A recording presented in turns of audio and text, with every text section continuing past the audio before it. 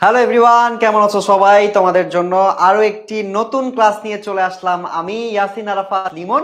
এবং আজকে আমাদের ক্লাসটা হচ্ছে জিওগ্রাফি ক্লাস, অর্থাৎ ভূগোল ও পরিবেশ পড়বো আমরা। এবং আজকে আমরা অনেক গুরুত্বপূর্ণ কয়েকটি অধ্যায় পড়বো। আজকে আমরা শুরু করব নবম অধ্যায় থেকে। নবম, দশম এবং এভাবে পড়তে পড়তে আমরা 15তম অধ্যায় পর্যন্ত যাব। এবং 9 থেকে 15 অধ্যায়ের যে বেসিক কনসেপ্ট গুলো আছে, এই কনসেপ্ট গুলো কিন্তু আজকে আমরা কভার করার চেষ্টা করব। সো তোমরা যারা এসএসসি 25 ব্যাচ আছো, যারা পরীক্ষা দিবে কয়েকদিনের মধ্যেই, যাদের এসএসসি পরীক্ষা চলে এসেছে, তাদের জন্য কিন্তু আমরা ধারাবাহিকভাবে এরকম ওয়ান শট ক্লাসগুলো নিচ্ছি। তোমরা অলরেডি জিওগ্রাফির একটা ওয়ান শট ক্লাস করেছো, যেখানে তোমাদের সৌরভ ভাইয়া তোমাদের প্রথম টপিকগুলোর উপর পড়িয়েছে, এবং আজকে আমি যেটা পড়াবো সেটা হচ্ছে লাস্টের টপিকগুলো। ঠিক আছে? এবং আমাদের যারা এসএমপি স্টুডেন্ট আছো, শেষ মুহূর্তের প্রস্তুতি কোর্সে যারা আছো, তারা কিন্তু অলরেডি এই অধ্যায়গুলোর উপর বেশ কিছু ক্লাস তোমরা পেয়েছো। আর যদি না পেয়ে থাকো, পরবর্তীতে এই ক্লাসগুলো কিন্তু তোমরা পাবে। ঠিক আছে? সো আমরা ক্লাসটা শুরু করে দিব, বাট প্রথমে একটু সময় দেই, তোমাদের যারা বন্ধুরা আছে সবাই ক্লাসে চলে আসুক। আসার পর আমরা ক্লাসটা শুরু করে দিব। সো যারা আর্টসের আছো, যারা জিওগ্রাফি ক্লাস করছো, তারা অবশ্যই আমাকে কে কোথা থেকে জয়েন করছো তারা আমাকে জানাবে। আমি কমেন্ট থেকে কিন্তু তোমাদের নামটা পড়ে ফেলবো। আমার সাথে অলরেডি মুর্তজা প্রচ্ছদ, রৌদ যুক্ত হয়েছে, আমার সাথে যুক্ত হয়েছে সিয়াম, ইউটিউবে আমার সাথে আসাদ মুরাদ যুক্ত হয়েছে, শাফি যুক্ত হয়েছে আমার সাথে আছে শিহাব, আছে জয়, আমার সাথে যুক্ত হয়েছে আনিশা, বলেছে হাই ভাইয়া, হ্যালো আনিশা। আমার সাথে যুক্ত হয়েছে তানহা, আছে আমার সাথে রাহাত, এবং অনেকেই তোমরা ইতোমধ্যে কিন্তু যুক্ত হয়েছো। সো তোমাদের জন্য আরো একবার বলে দিতে চাই, আজকে আমাদের ক্লাসের টপিকটা হচ্ছে নবম থেকে 15 নাম্বার যে অধ্যায় আছে, 15 নাম্বার অধ্যায় পর্যন্ত আমরা মোটামুটি ভাবে পরিষ্কার করে ফেলবো, ক্লিয়ার করে ফেলবো। এবং জিওগ্রাফিতে কিন্তু তোমরা প্রতি বছর অনেক স্টুডেন্ট কিন্তু তোমরা এ প্লাস মিস করে ফেলো, এবং তোমরা এই টপিক গুলাতে পড়তে গিয়ে অনেক সময় মনে হয় অনেক কঠিন। সম্পদের বর্ণনা, নদ নদীর বর্ণনা, তারপর হচ্ছে বিভিন্ন ভৌগোলিক অবস্থার বিবরণ, বিভিন্ন জায়গা সম্পর্কে বিবরণ, এই বিবরণগুলো কিন্তু আমরা অনেকে মিস করে ফেলি। সো আমরা মূলত আমাদের লক্ষ্যমাত্রা হচ্ছে তোমাদেরকে এই টপিক গুলা যেন খুব সহজে তোমরা এমসিকিউ গুলো সলভ করার মাধ্যমে যেন পরিষ্কার হয়ে নিতে পারো। ঠিক আছে? সো তোমরা প্রথমে ক্লাসটা শুরু হওয়ার আগে দুইটা কাজ করবা। এক, খাতা কলম নিয়ে বসে পড়বা এবং কমেন্টে আমাকে জানাবা কে কোথা থেকে যুক্ত হয়েছো। দুই, তোমরা লাইভটা শেয়ার করে দিবা। ঠিক আছে? লাইভটা শেয়ার করে দিলে হবে কি, জিওগ্রাফি পরীক্ষা আসবে তার পরে পরে তোমার যদি মনে হয় যে আমি জিওগ্রাফি ক্লাসটা আবার করতে চাই, তুমি ক্লাসটা আবার করতে পারবা। ঠিক আছে? সো লাইভটা শেয়ার করে দিবা এবং শেয়ার করে নিজের প্রোফাইলে রাখবা এবং আমাকে কমেন্টে জানাবা যে স্যার শেয়ার করে ফেলছি। ঠিক আছে? এটা হচ্ছে তোমাদের বেসিক টাস্ক। এটা করার পর আমরা মোটামুটি ক্লাসটা শুরু করে দিব। এবং তোমরা জানো আমাদের একটা গ্রুপ আছে, গ্রুপটার নাম হচ্ছে এসএসসি 25 এ প্লাস সাজেশন গ্রুপ, এবং এই গ্রুপটার লিংক তোমাদের দেওয়া আছে। এই গ্রুপটাতে যদি তুমি জয়েন করো, সিভিক্স, জিওগ্রাফি, ইকোনমিক্স, সায়েন্সের সাবজেক্ট গুলা, বাংলা, ইংরেজি, এগুলোর উপর বিভিন্ন ধরনের টপিকে কিন্তু আমরা বিভিন্ন কন্টেন্ট দেই, ক্লাস থাকে, তারপর ফ্রি কন্টেন্ট থাকে, এগুলো তোমরা ফ্রিতে করতে পারবা। সো এসএসসি পরীক্ষার ফ্রি প্রিপারেশনের জন্য তোমরা কিন্তু এই গ্রুপটাতে অবশ্যই জয়েন করে ফেলবা। আমার সাথে নাদিয়া জাহান যুক্ত হয়েছে হিমেল ফরিদপুর থেকে। তোমরা একটু কমেন্ট করে বলো কে কোথা থেকে জয়েন করেছো, তাহলে আমরা বুঝতে পারবো তোমার অবস্থানটা কোথায়। ঠিক আছে? সম্রাট যুক্ত হয়েছে আমার সাথে এবং জিজ্ঞেস করছে ভাইয়া কেমন আছেন? আমি ভালো আছি, আশা করছি তোমরাও সবাই ভালো আছো। রাখি বলছে শেয়ার দান, ভেরি গুড রাখি। আমার সাথে যুক্ত হয়েছে আলী আকবর, সেও বলেছে শেয়ার করে দিয়েছে, চমৎকার। আলী আকবরের মতো তোমরাও কিন্তু লাইভটা একটু শেয়ার করে দাও এবং তোমাদের প্রোফাইল এটা রেখে দাও। ইয়ানিসা যুক্ত হয়েছে চট্টগ্রাম থেকে আমার সাথে, এবং সে আজকের জিওগ্রাফি ক্লাসটা করবে আমাদের সাথে। আমার সাথে আছে নেত্রকোনা থেকে জুবায়ের যুক্ত হয়েছে। জুবায়ের, লাইভটা অবশ্যই শেয়ার করে দিতে হবে এবং শেয়ার করে নিজের প্রোফাইলে রেখে দিতে হবে। আজকের রুটিনে কি হিস্টোরি ক্লাস ছিল? না, হিস্ট্রি ক্লাসটা গতদিন হয়েছে। আজকে আমাদের তোমাদের জিওগ্রাফি ক্লাসটা হবে। ঠিক আছে? এবং আমি ক্লাস নিব ইয়াসিন আরাফাত লিমন ভাইয়া তোমাদের। সোহান খান যুক্ত হয়েছে কুমিল্লা থেকে, ওয়েলকাম সোহান। লাইলি মাদিয়া যুক্ত হয়েছে, আসসালামু আলাইকুম। ওয়ালাইকুম আসসালাম। নিশু আছে আমার সাথে আছে তাসপি, আমার সাথে যুক্ত হয়েছে নমল রয়, যুক্ত হয়েছে ফরিদপুর থেকে কাউসার শিকদার, ধ্রুব তারা বলছে share done, very good. So আমি মোটামুটি ক্লাসটা শুরু করে দিব। তোমরা ক্লাসটা অলরেডি অনেকে শেয়ার করছো, যারা করো নাই তারা করে ফেলো, কারণ এটা তোমাদের ভালোর জন্য। ঠিক আছে? সো আমরা আজকের ক্লাসের নবম অধ্যায় থেকে এমসিকিউ শুরু করে দেই। আজকের ক্লাসটা যারা মনে করো ভাইয়া সিভিক্স, জিওগ্রাফি এগুলো পড়া বেশি কঠিন না, তাদের জন্য আমার একটা চ্যালেঞ্জ। আজকে আমরা মোটামুটি 75 থেকে 80টা এমসিকিউ প্র্যাকটিস করব এবং এমসিকিউর সাথে রিলেটেড বিভিন্ন বেসিক কনসেপ্ট আমরা ক্লিয়ার করব। যারা তোমরা মনে করো এই টপিকগুলো একটু সহজ, তারা বলবা আমাকে লাস্টে তোমরা 75-এর মধ্যে তোমরা কত পেলা। ঠিক আছে, সো তোমাদের একটা পরীক্ষাও আজকে হয়ে যাবে।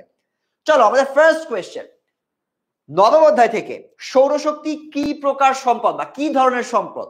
যান্ত্রিক সম্পদ, নবায়নযোগ্য সম্পদ, আণবিক সম্পদ, রাসায়নিক সম্পদ। এটা এগুলো কিন্তু সব বোর্ড কোয়েশ্চেন।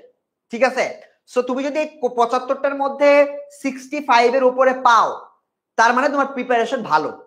যদি না পাও, তার মানে তোমার প্রিপারেশন কিন্তু ভালো না। ঠিক আছে, সো চলো শুরু করা যাক। প্রথমটা পারছো কিনা দেখো। সৌরশক্তি কি ধরনের সম্পদ? এটা কি যান্ত্রিক? অবশ্যই যান্ত্রিক না, এটা সূর্যের সাথে, সো এটা অবশ্যই যান্ত্রিক হবে না। সেটা কি হবে? যান্ত্রিক না, এটা আমরা কেটে দিলাম। আণবিক, রাসায়নিক নাকি নবায়নযোগ্য? এটা আমরা সূর্য থেকে পাই। ঠিক আছে, এটার উত্তর কি হবে সবাই একটু আমাকে বলেন। ফার্স্টে একটু উত্তর নেই। রাখিশীল বলছে একের বি, নবায়নযোগ্য হতে পারে স্যার।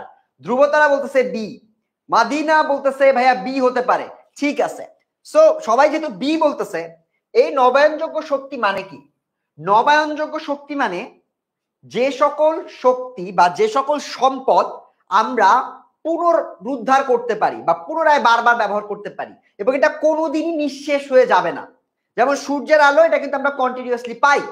এই ধরনের সম্পদগুলোকে বলা হয় নবায়নযোগ্য।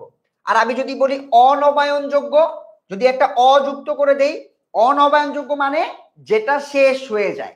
যেমন মনে করো তোমার প্রাকৃতিক গ্যাস একসময় শেষ হয়ে যাবে, ঠিক আছে, কিন্তু সূর্যের আলো কিন্তু শেষ হবে না। যেহেতু এখানে সৌরশক্তি বলছে এবং এটা শেষ হয় না, সুতরাং এটার অ্যান্সার হবে নবায়নযোগ্য। ঠিক আছে, সো যারা বি বলছো তারা একটার মধ্যে একটা পারছো। সেকেন্ড প্রশ্ন, নবায়নযোগ্য সম্পদের বৈশিষ্ট্য কোনটা? নবায়নযোগ্য সম্পদের বৈশিষ্ট্য কোনটা? মজুদ, সীমিত। একটু আগে তোমাদেরকে বলছি এটা হচ্ছে অনবায়নযোগ্য। যখন তুমি অযুক্ত করে দিবা, অনবায়নযোগ্য অর্থাৎ যেটার মজুদ সীমিত, প্রাকৃতিক গ্যাস যা আছে কিছুদিন পর শেষ হয়ে যাবে। ঠিক আছে, সো এ হবে না। খনিতে প্রাপ্ত, পুনরুৎপাদনযোগ্য অর্থাৎ পুনরায় উৎপাদন করা যায় বা পুনরায় ব্যবহার করা যায়। আর যেটা পুনরায় উৎপাদনযোগ্য সেটা কখনো শেষ হয় না। তাহলে উত্তর কোনটা হবে বলো? সানজিদা উত্তর দিয়েছে নাফিয়া। নাফিয়া বলছে ভাই 2 এর সি হবে। ঠিক আছে, আমি একটু পরে দেখবো উত্তরটা। পুনরুৎপাদনযোগ্য মানে পুনরায় উৎপাদন করা যায়।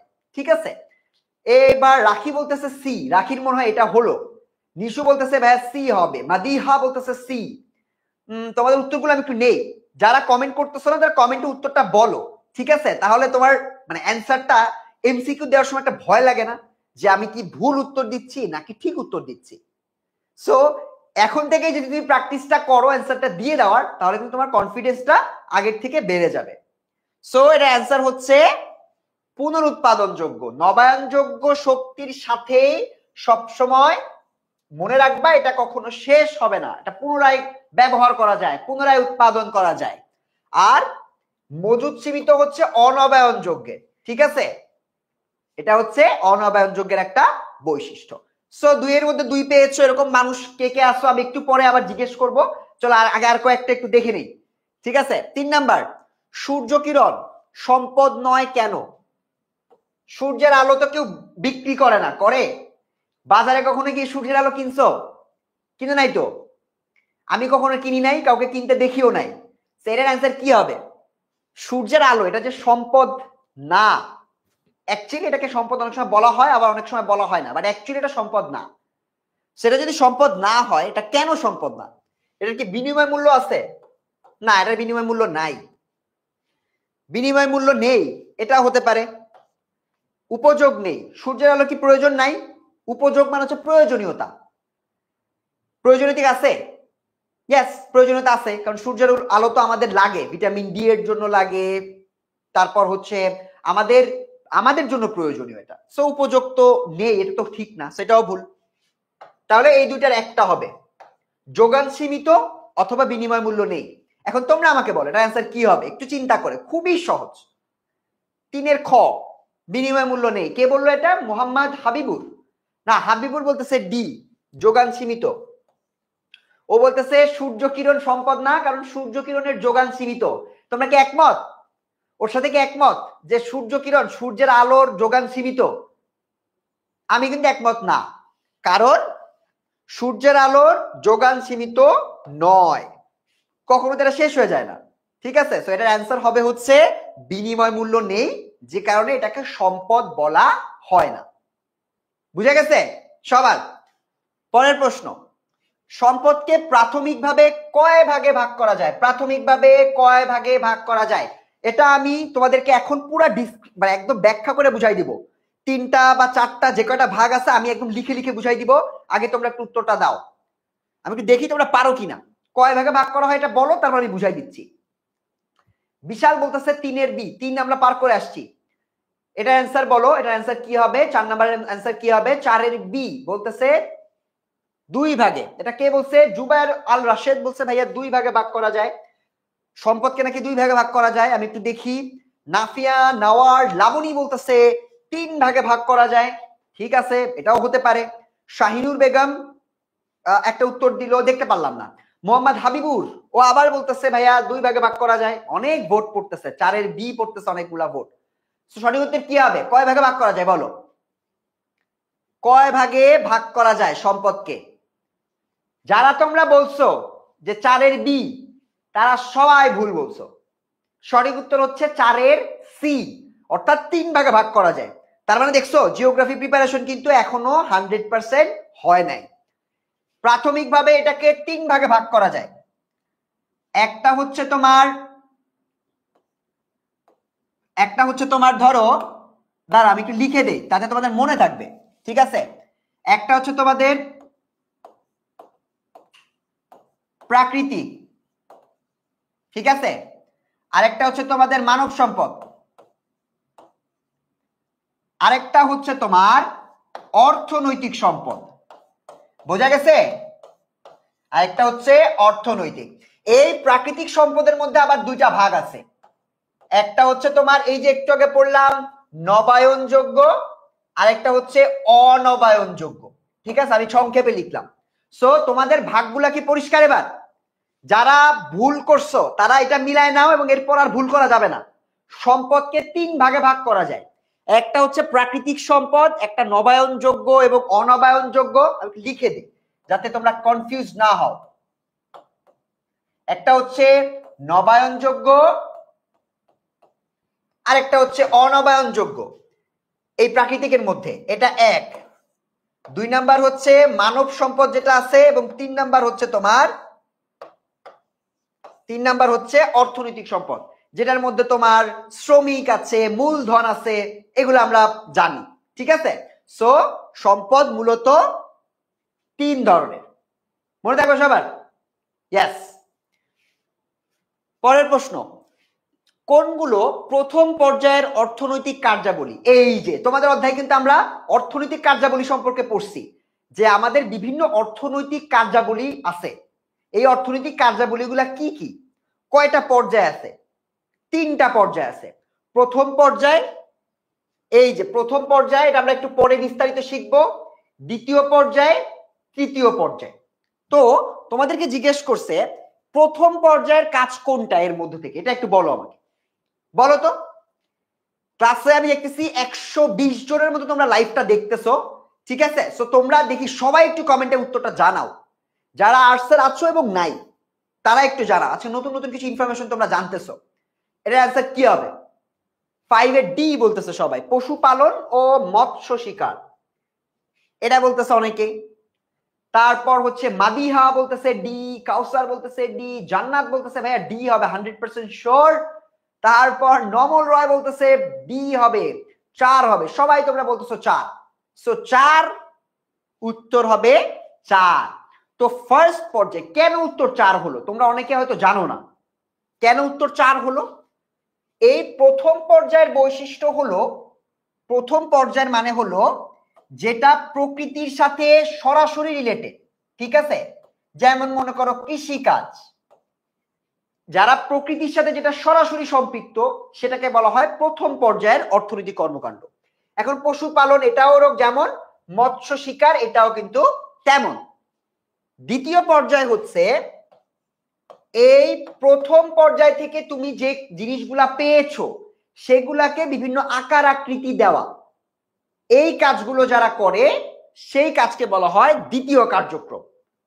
আর তৃতীয়টা হচ্ছে এই দুইটাকে যে বাণিজ্যিকীকরণ করা হয়, বাজারের সাথে এটাকে ব্যবহার করা হয়, আরো মডিফাই করা হয়, এটাকে বলা হয় তৃতীয় পর্যায়ের কার্যক্রম।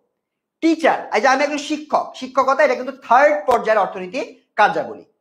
বোঝা গেছে? সো আমরা তিনটা পর্যায় সম্পর্কে জানলাম, আমি লিখে দেই যাতে তোমরা স্লাইডে পরে দেখে মনে রাখতে পারো। ঠিক আছে, চলো। আর এই ক্লাস স্লাইডটা কার কার লাগবে? এই ক্লাস স্লাইডটা কার কার লাগবে? মোহাম্মদ সাদনান ওর নাম নিতে বলছে। তোমাদের কি স্লাইডটা লাগবে? স্লাইডে এমসিকিউ আছে, এমসিকিউ ব্যাখ্যাও দেওয়া আছে। সো স্লাইডটা যদি লাগে তাহলে আমাদের একটা গ্রুপের লিংক দেখো দেওয়া আছে, ওই গ্রুপের লিংকটাতে ক্লিক করে গ্রুপটাতে তোমরা জয়েন করে ফেলো। ওই গ্রুপে আমরা সবকিছু দেই। ঠিক আছে, সো 5টা হয়ে গেছে। 6 নাম্বার, কোন শিল্প গড়ে ওঠা, কোনটি, এখানে একটা রস্বীকার হবে, কোনটি শিল্প গড়ে ওঠার অর্থনৈতিক নিয়ামক?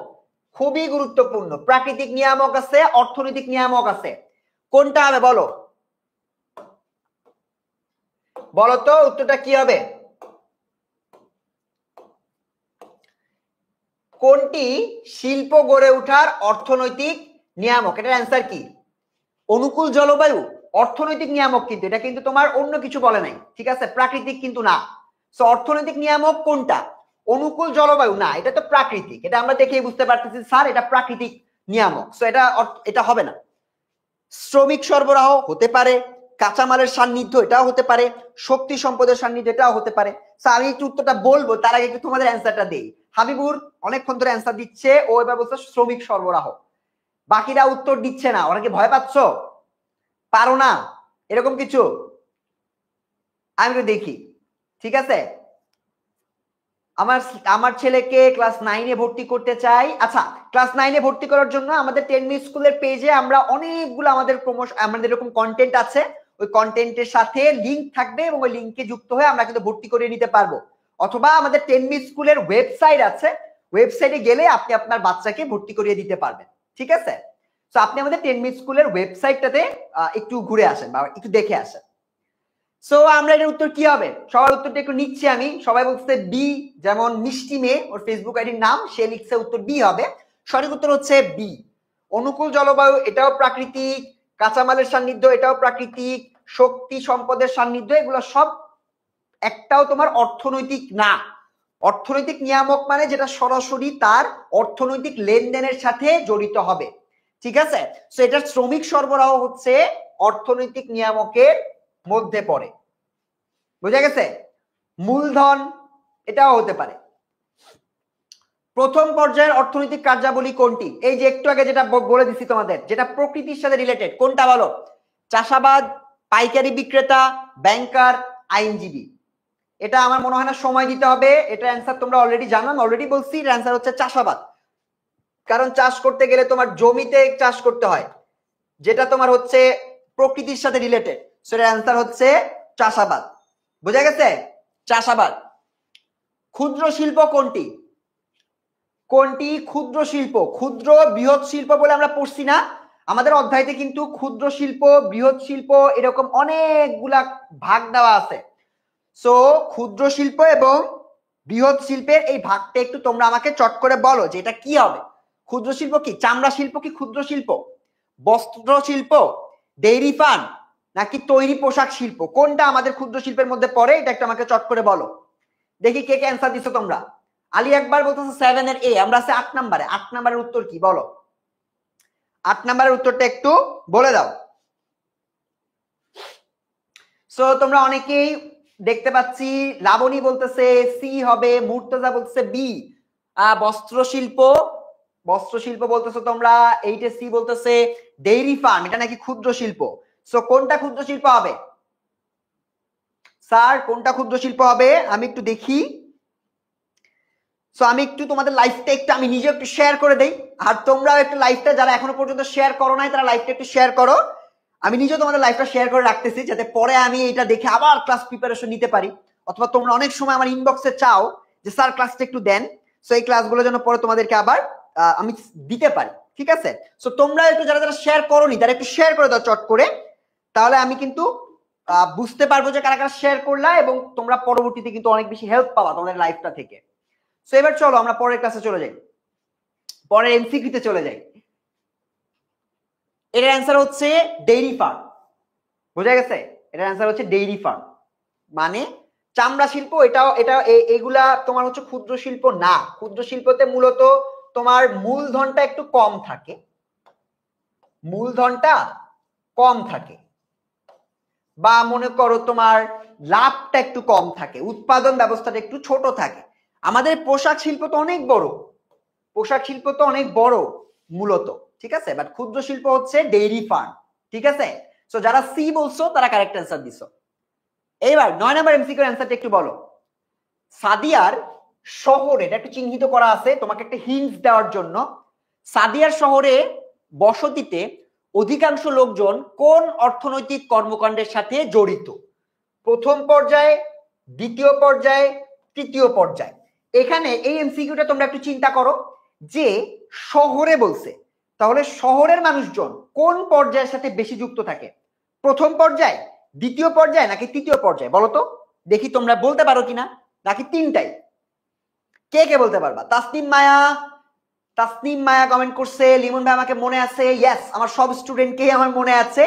নাফিয়া বলতেছে 9 এর সি হবে, রাখিশীল বলতেছে 9 এর সি, অর্থাৎ ওরা বলতেছে দ্বিতীয় পর্যায়ে এবং তৃতীয় পর্যায়ে, এই দুইটা বলতেছে ওরা। সো আমি একটু বোঝার চেষ্টা করি যে তোমাদের অ্যান্সারটা তোমরা কি বলতে চাচ্ছ।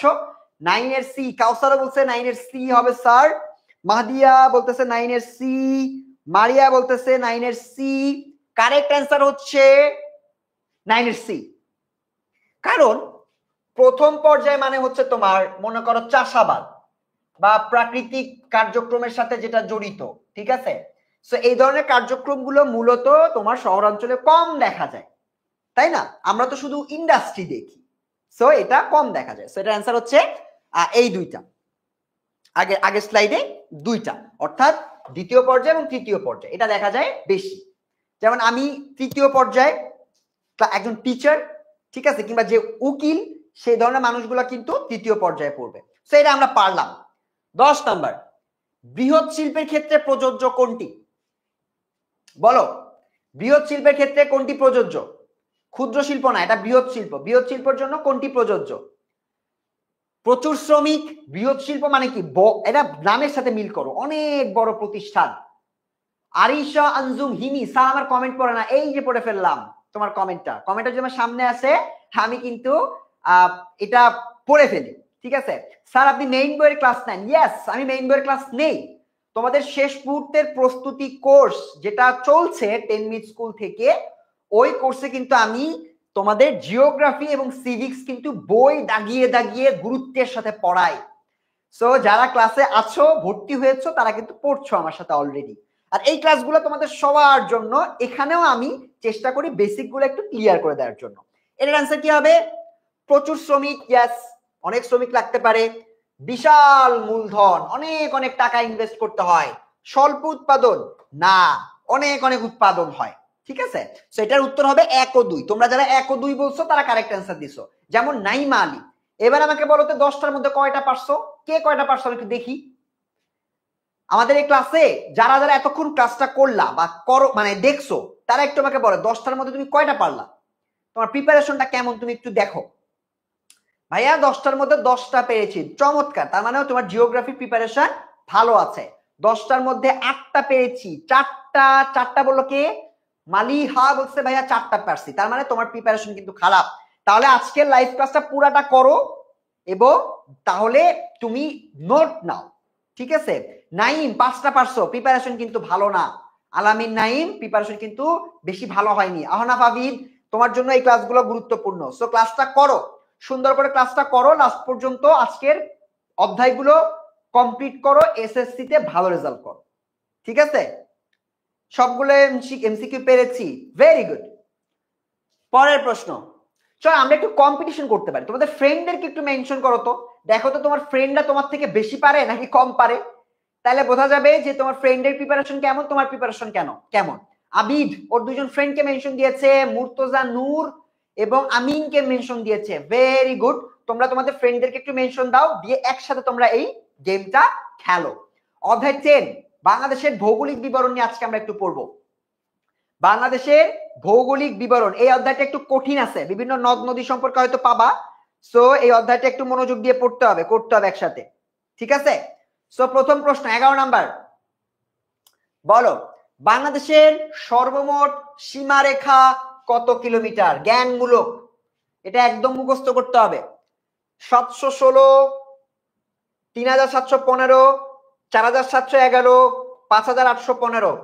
এখানে দুইটা ইনফরমেশন আছে তোমাদের বইতে দেওয়া, সো কোনটা কারেক্ট অ্যান্সার হবে? 11 নাম্বার 11 সি। নাফিয়া নাওয়ার লাবণী বলতেছে সি, ঠিক আছে লাবণী, আমি একটু দেখি হয় কিনা। জোহরা বিনতেকে মেনশন দিয়েছে মির্জা, ওর ফ্রেন্ডকে মেনশন দিয়েছে, চমৎকার। তোমরা তোমাদের ফ্রেন্ডদেরকে একটু মেনশন দাও, তাহলে তোমাদের নাম, তোমাদের ফ্রেন্ডদের নাম আমি একটু পড়ে ফেলবো সাথে সাথে। গতকালকে পড়েছি সৌরভ ভাইয়ার সাথে, ইয়েস, আজকে পড়ছো লিমন ভাইয়ার সাথে, ঠিক আছে? সো চলো এটার অ্যান্সার কি হবে? 4711। 11 ডি বলছে একজন। কারেক্ট অ্যান্সার হচ্ছে, জ্ঞানমূলক তো আমি ধরাই দেই, তোমরা অনেকে পারবা না। এর অ্যান্সার হচ্ছে 4711। মনে রাখবা বাংলাদেশের সর্বমোট সীমারেখা হচ্ছে 4711 এবং আমাদের ভারতের সাথে আমাদের সীমারেখা হচ্ছে এই যে 3715। মনে থাকবে? তো আমরা কিন্তু দুইটা তথ্য জানলাম একসাথে। প্রথমটা হচ্ছে বাংলাদেশের সর্বমোট সীমারেখা, সীমান্তের যে জায়গা, সেই জায়গার ওরা হিসাব করতেছে যে সর্বমোট সীমারেখা হচ্ছে 4711 এবং ভারতের সাথে আমরা যেটা শেয়ার করি সেটা হচ্ছে 3715। ঠিক আছে, একটু নোট নিয়ে নাও সুন্দর করে, এগুলা জ্ঞানমূলক, সো এটা একদম মানে ব্রেনে নিয়ে নিতে হবে, মুখস্থ করে ফেলতে হবে। ইমন ইবনে জাহিদুল, ওর কমেন্ট কেন পড়ি না এটা ও বললো, ওর কমেন্ট কিন্তু আমি পড়ে ফেললাম, ঠিক আছে? সো এটা হচ্ছে আমরা একটা ইনফরমেশন পেলাম, তোমরা অনেকে এটা ভুল করছো, বাট এটা ভুল করতে পারো কারণ এটা জ্ঞানমূলক, অনেক সময় ভুলে যেতে পারো, সো এই তথ্যগুলো একটু মনে রাখতে হবে, রাইট? পরের প্রশ্ন, মিয়ানমারের সাথে বাংলাদেশের সীমানা কত কিলোমিটার? সো আমরা ভারতের সাথে একটা পড়ছি, ভারতের সাথে কত পড়ছি একটু আগে, এই যে ক্লাস এর আগের স্লাইডে 3715 এটা পড়লাম না। এবার আছে মিয়ানমারের সাথে, জিজ্ঞেস করছে মিয়ানমারের সাথে কত হবে বলো? 180, 280, 380, 480, একটু কম, অনেক কম। ভারতের সাথে সবচেয়ে বেশি শেয়ার করি আমরা।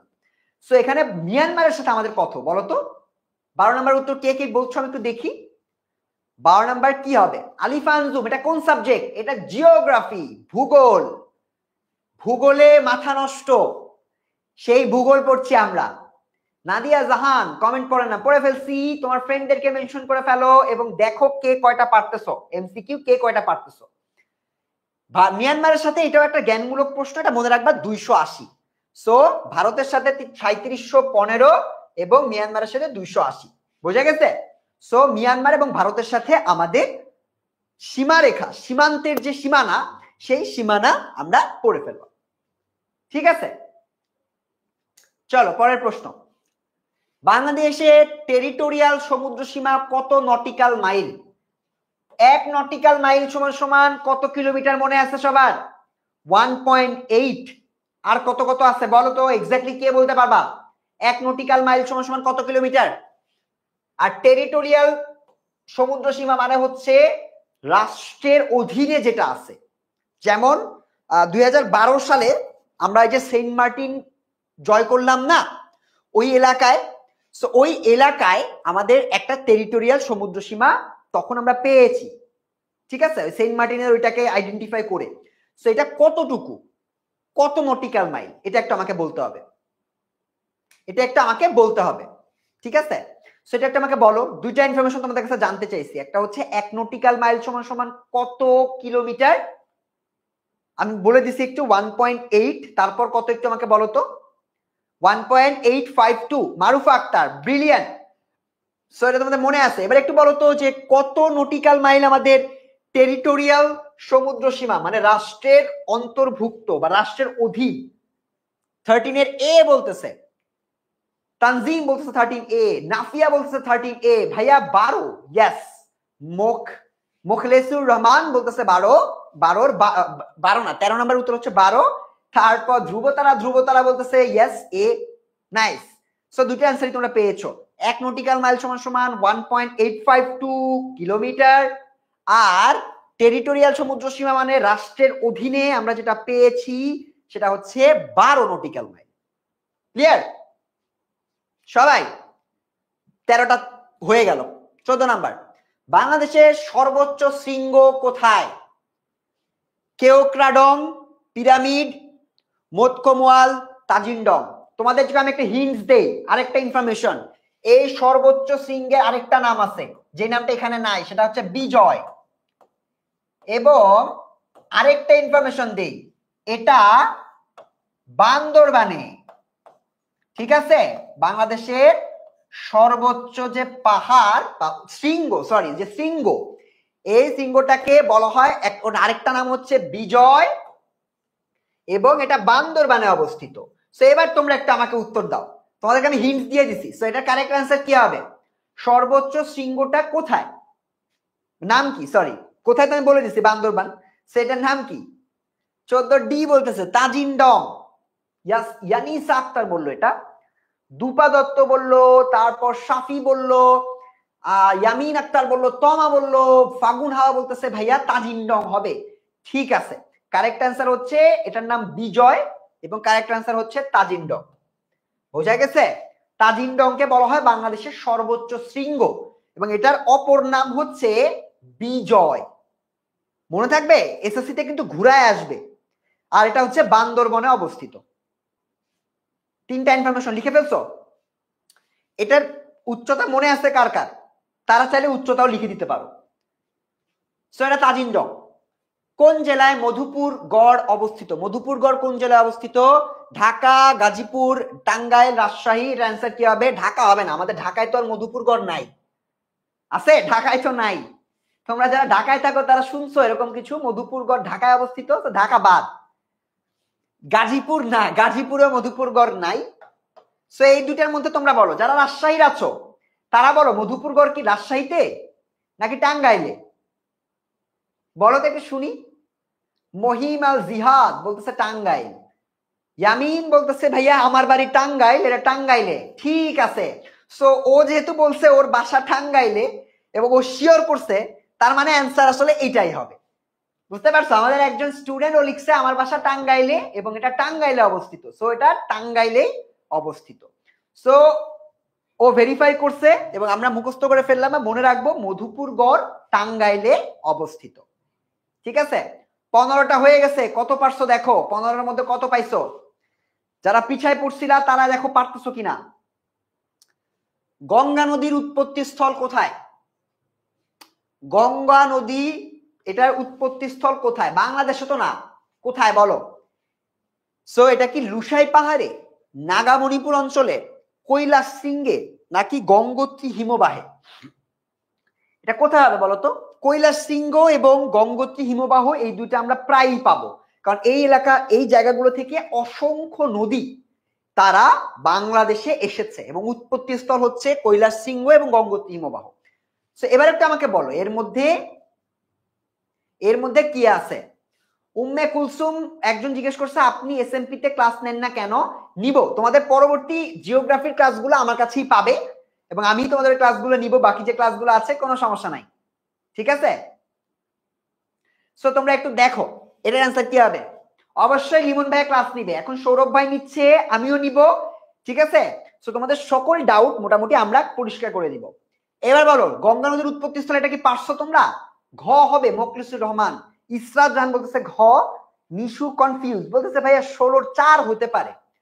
নিশাত রহমান কি জানি লিখছে, পড়তে পারলাম না। তারপর উম্মে কুলসুম বলতেছে 4।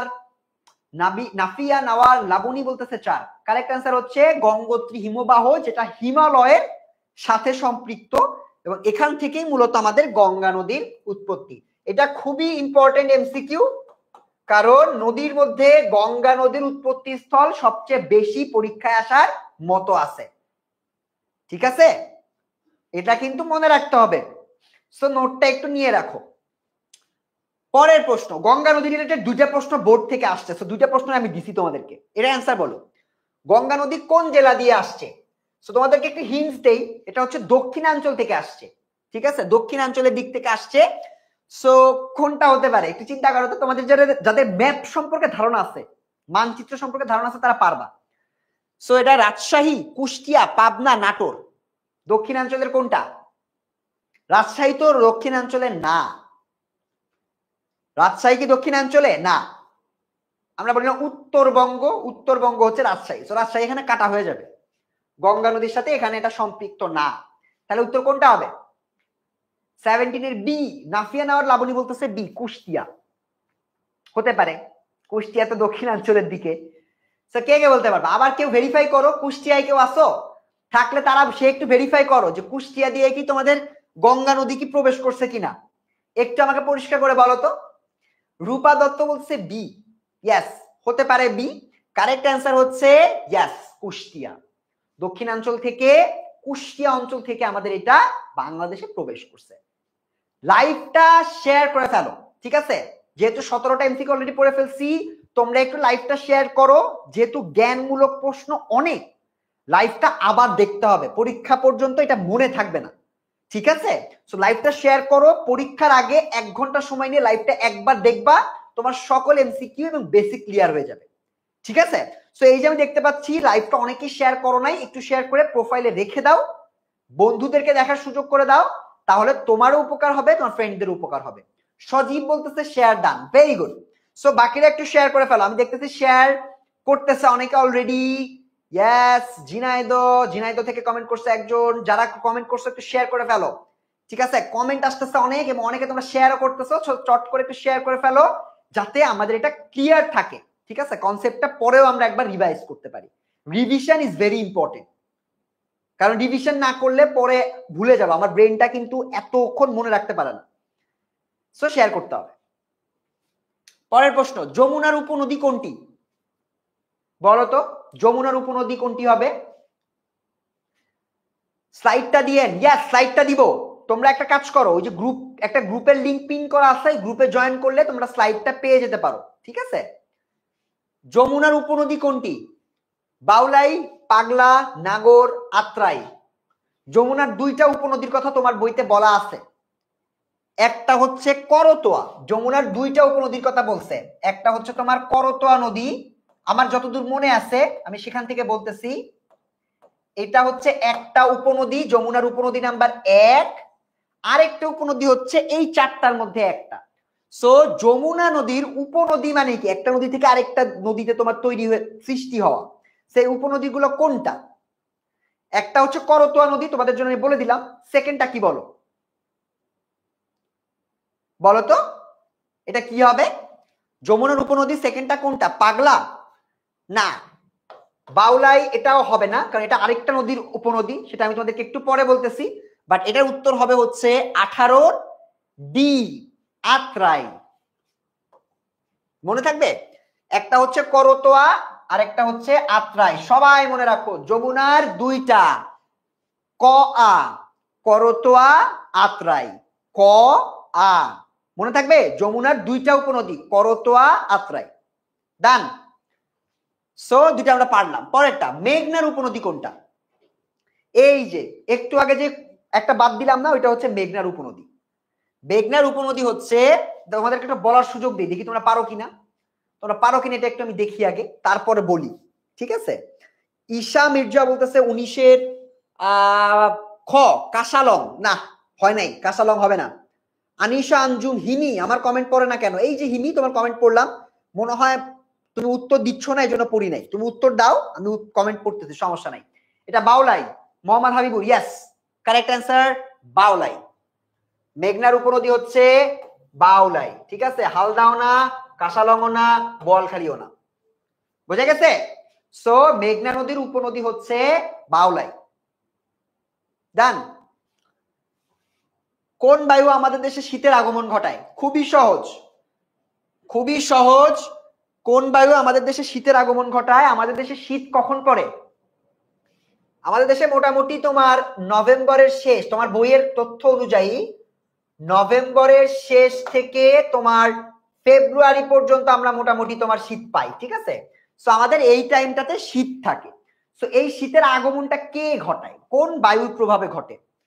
দক্ষিণ পশ্চিম মৌসুমী বায়ু হতে পারে, দক্ষিণা বায়ু, উত্তর পূর্ব মৌসুমী বায়ু, প্রবল পশ্চিমা বায়ু, কোনটা হবে? এটা একটা জ্ঞানমূলক প্রশ্ন, এটা মুখস্থ করে ফেলতে হবে।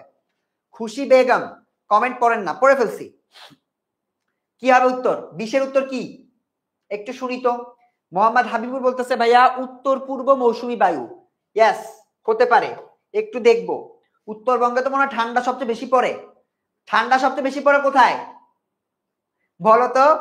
ঠান্ডা সবচেয়ে বেশি কোথায় পড়ে, উত্তরবঙ্গে নাকি দক্ষিণবঙ্গে?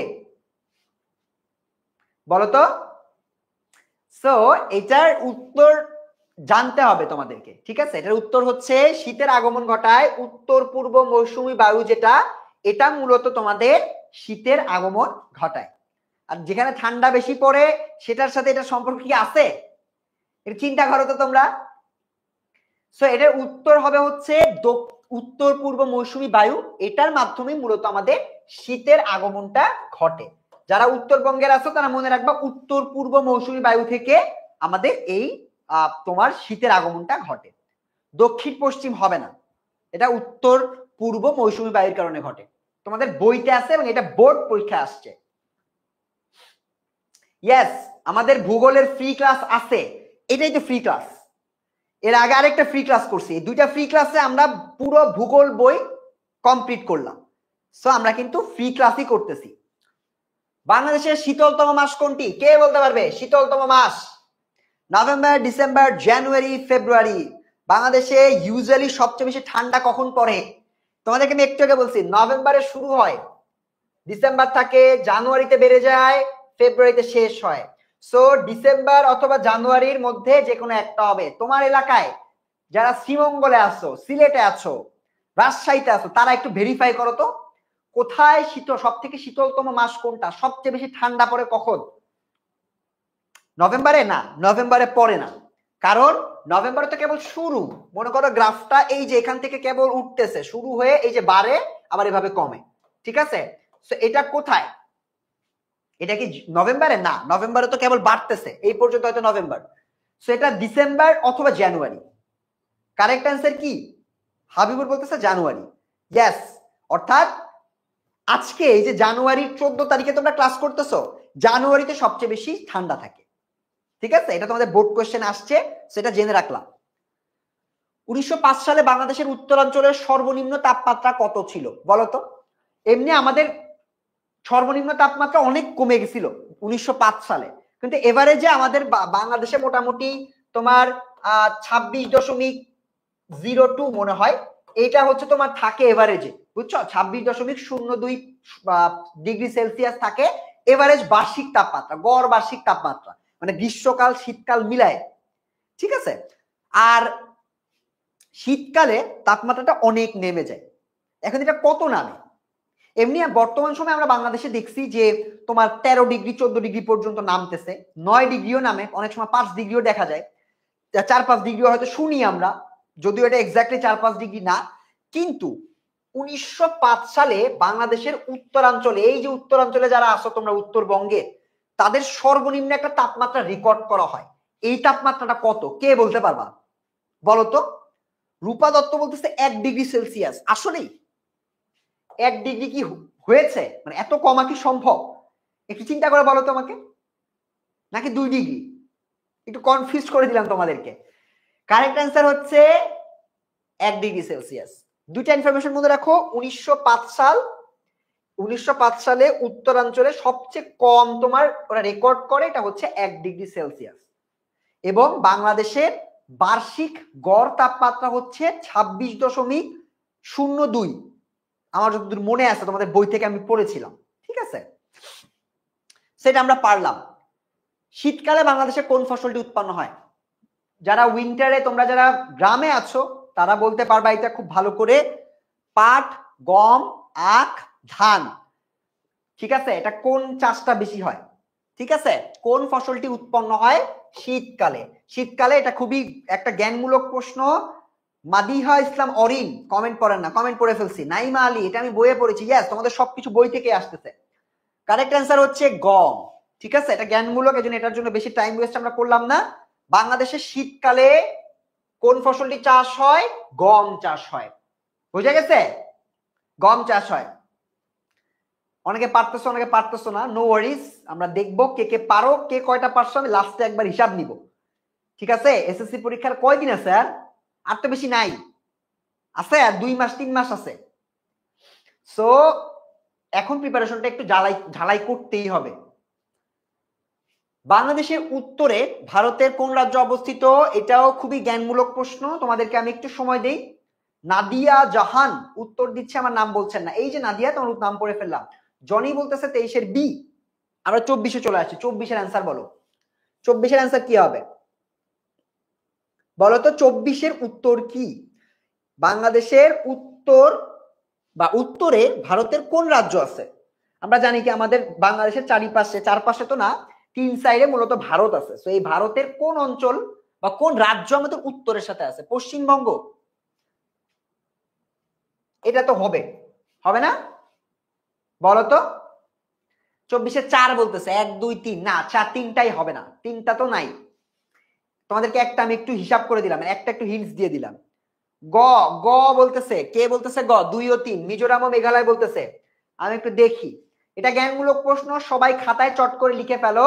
এটার উত্তর হচ্ছে পশ্চিমবঙ্গ। তো হবেই, আমি বলছিলাম পশ্চিমবঙ্গ এবং মিজোরাম, এই দুইটা হচ্ছে তোমার উত্তরের সাথে কানেক্টেড। পশ্চিমবঙ্গ এবং মিজোরাম, সরি 1 ও 2।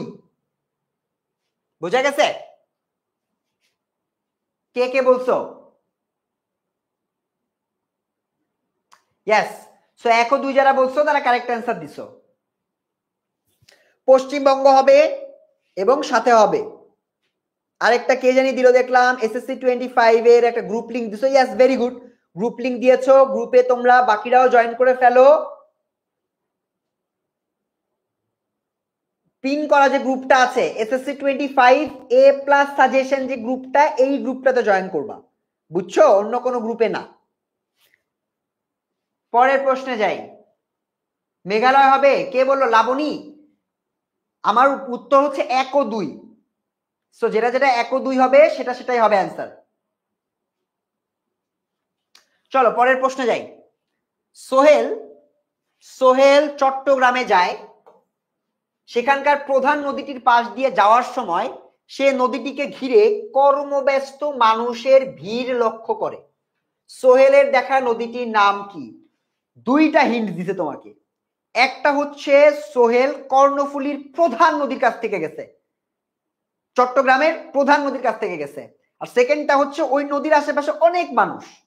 একটা নদীর আশেপাশে কখন বেশি মানুষ হয় বলতো? বলতো কখন? যখন সেখানে বন্দর থাকে, ঠিক আছে, যেখানে ব্যবসা বাণিজ্য হয়।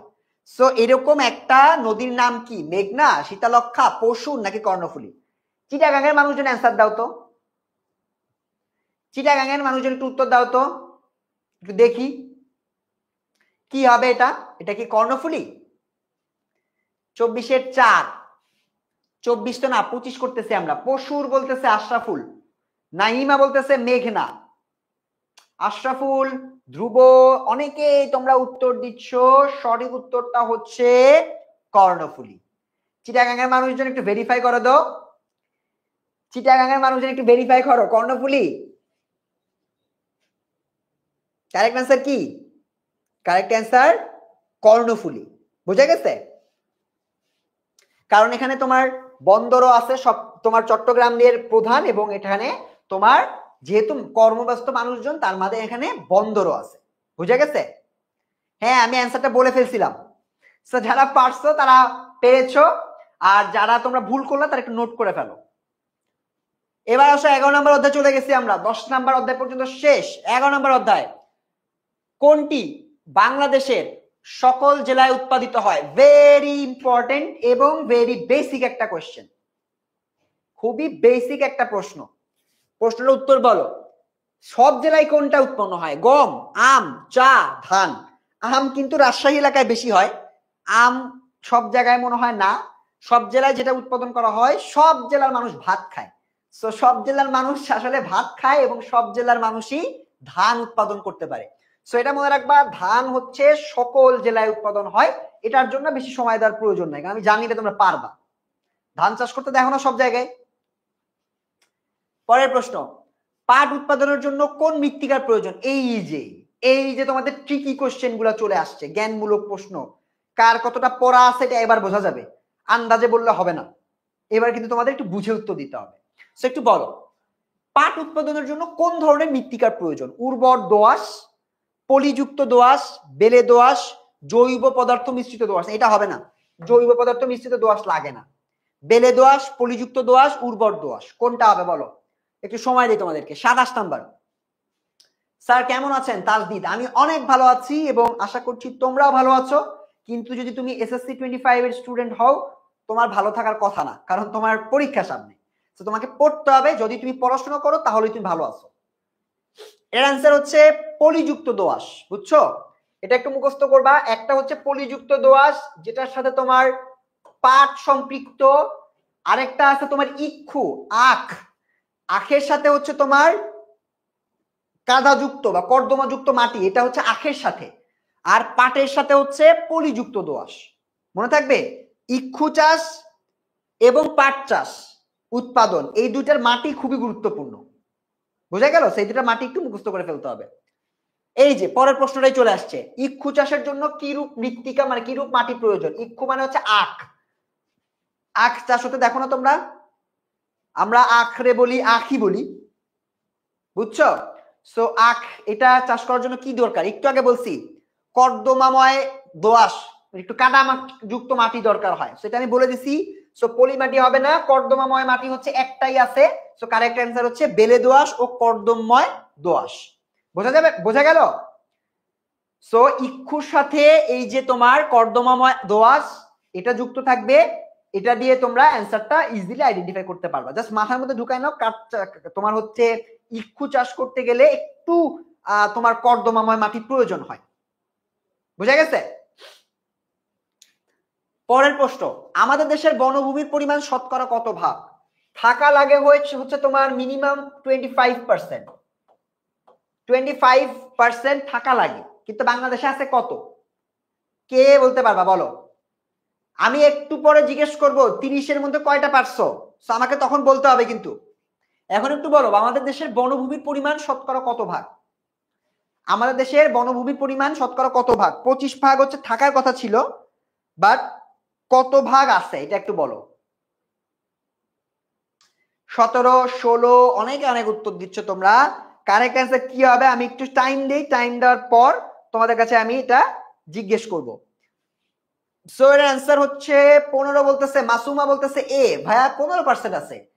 তারপর একজন বলতেছে, রূপা দত্ত বলতেছে সি 17, হারি আখি ও বলতেছে সি, আরিশা আঞ্জুম উত্তর দিল, কাজী ইসরাত জাহান বলতেছে সি 17। কারেক্ট অ্যান্সার হচ্ছে বাংলাদেশে 25% থাকার কথা ছিল, কিন্তু আছে হচ্ছে তোমার 17%। সো আমরা 25% থেকে পিছায় আছি, 25 ভাগ থেকে পিছায় আছি, আমরা আছি 17 ভাগে। ঠিক আছে, জ্ঞানমূলক প্রশ্ন একটু আমার সাথে সলভ করবা আর লিখে ফেলবা। পরের প্রশ্ন, বাংলাদেশের চিরহরিত বনভূমি গড়ে উঠেছে কেন? চিরহরিত বনাঞ্চল গুলাতে প্রচুর গাছপালা থাকে, প্রচুর। সেই গাছপালাগুলো কিভাবে তৈরি হয়েছে? গাছপালা উৎপন্ন হওয়া বা বেড়ে ওঠা, এটার মূল কানেকশনটা বৃষ্টির সাথে কানেক্টেড, বুঝছো? বৃষ্টি যত বেশি তখন ওই জায়গায় তোমার বনাঞ্চল গড়ে ওঠার সম্ভাবনাও বেশি থাকে। তো এখানে বলো কোনটা হবে?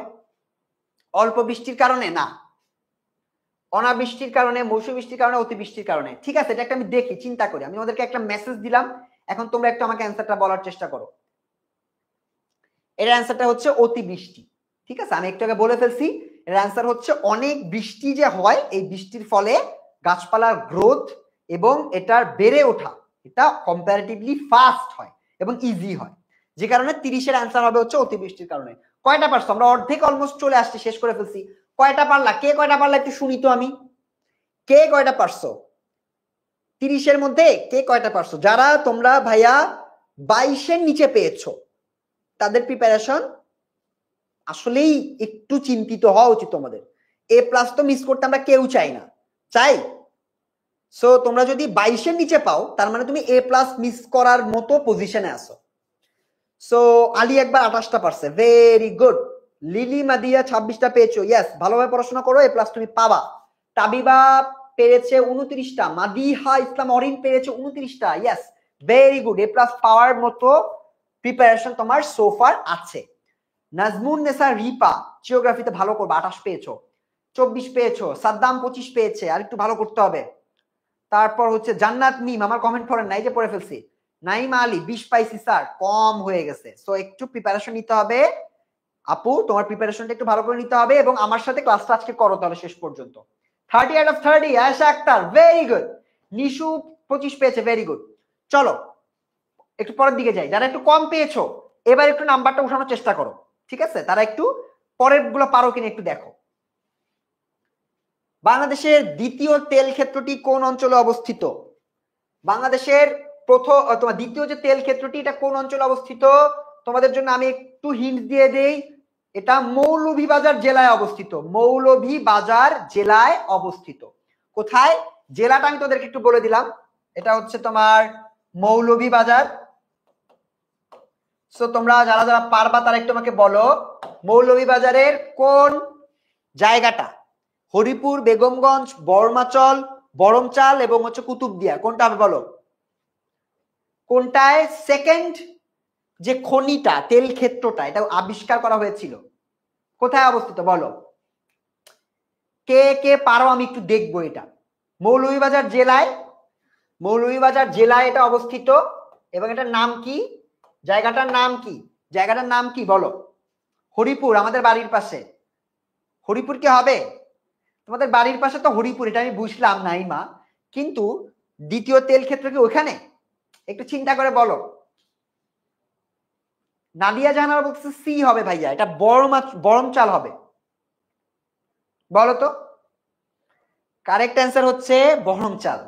সো এই যে ভেরিফাই করলা, তুমি ভুল ভেরিফাই করেছো। কারেক্ট অ্যান্সার হচ্ছে মৌলভীবাজার জেলায় বরমচাল এই এলাকাতে দ্বিতীয় তেল ক্ষেত্রটি অবস্থিত। ক্লিয়ার? চলো, কত সালে প্রথম সার শিল্প স্থাপিত হয়? অনেক আগে প্রথম সার শিল্প, এটা কিন্তু বাংলাদেশের একটা খুবই গুরুত্বপূর্ণ শিল্প। এই সার শিল্প প্রথম কত সালে স্থাপিত হয়? 41, 51, 61, 71। অনেক আগে, স্বাধীনতা যুদ্ধের আগে। 71 হবে না। এটা জ্ঞানমূলক, তোমাদেরকে 5 সেকেন্ড সময় দিব, 5 সেকেন্ডের মধ্যে উত্তর দাও। উত্তর হচ্ছে 1, 2, 3, 4, 5। সঠিক উত্তর হচ্ছে জ্ঞানমূলক, যেহেতু এখানে আমাদের মুখস্থ করে ফেলতে হবে 1951। ঠিক আছে? সো 1951 সালে তোমার প্রথম যে সার শিল্প, এটাও সিলেটে হয়, এটা একটু মনে রাখবা। আমার যতদূর মনে আছে এটা সিলেটে, হ্যাঁ, এটাও তোমার সিলেটে হয়। তোমরা একটু আমাকে ঠিক করে দিবা এটা কি সিলেট কিনা। যারা পড়ছো, বইটা অনেক ভালো করে পড়ছো, তাদের অবশ্যই এটা পারার কথা। সিলেটে প্রথম সার শিল্প স্থাপিত হয় 1951 সালে। সিলেট তো? দেখি তো একটু আমাকে বলো তো স্টুডেন্টরা, জীবন স্যার কি ঠিক বলছে? সিলেটের ফেঞ্চুগঞ্জে, ফেঞ্চুগঞ্জে। আচ্ছা, ও একদম আরো স্পেসিফিক জায়গা সহ বলছে সিলেটে হবে sir. Yes, you are right, Sylhet. Yes, very good. So Limon স্যারের মনে আছে, দেখছো আমি কিন্তু বেশ আগে পড়ছি এটা, বাট আমার মনে আছে। সো সিলেটে 1951 সাল নাগাদ আমাদের প্রথম সার শিল্প উৎপন্ন করা হয়, মানে স্থাপিত হয়। নাইস। পরের প্রশ্ন, কোন শিল্পকে বিলিয়ন ডলার শিল্প বলে? বিলিয়ন ডলার, বাবা, তার মানে যেটাকে আমরা অনেক টাকা পয়সা ইনকাম করি। বাংলাদেশের সব থেকে ভালো এবং সব থেকে ইম্পর্টেন্ট শিল্প, যেটাকে আমরা সব জায়গায় ছড়িয়ে দিচ্ছি, ঠিক আছে, এবং বিদেশে আমরা রপ্তানি করি। বাংলাদেশের দেশ, এই জায়গাটার নামটা শিল্পটার নামে বলে দিচ্ছিলাম, সেটা একটু তোমাদেরকে টাইম দেই। বলো তো কি হবে? কোন শিল্পকে বিলিয়ন ডলার শিল্প বলে? কোন শিল্প থেকে ইনকাম বাংলাদেশ বেশি করে? চা শিল্প।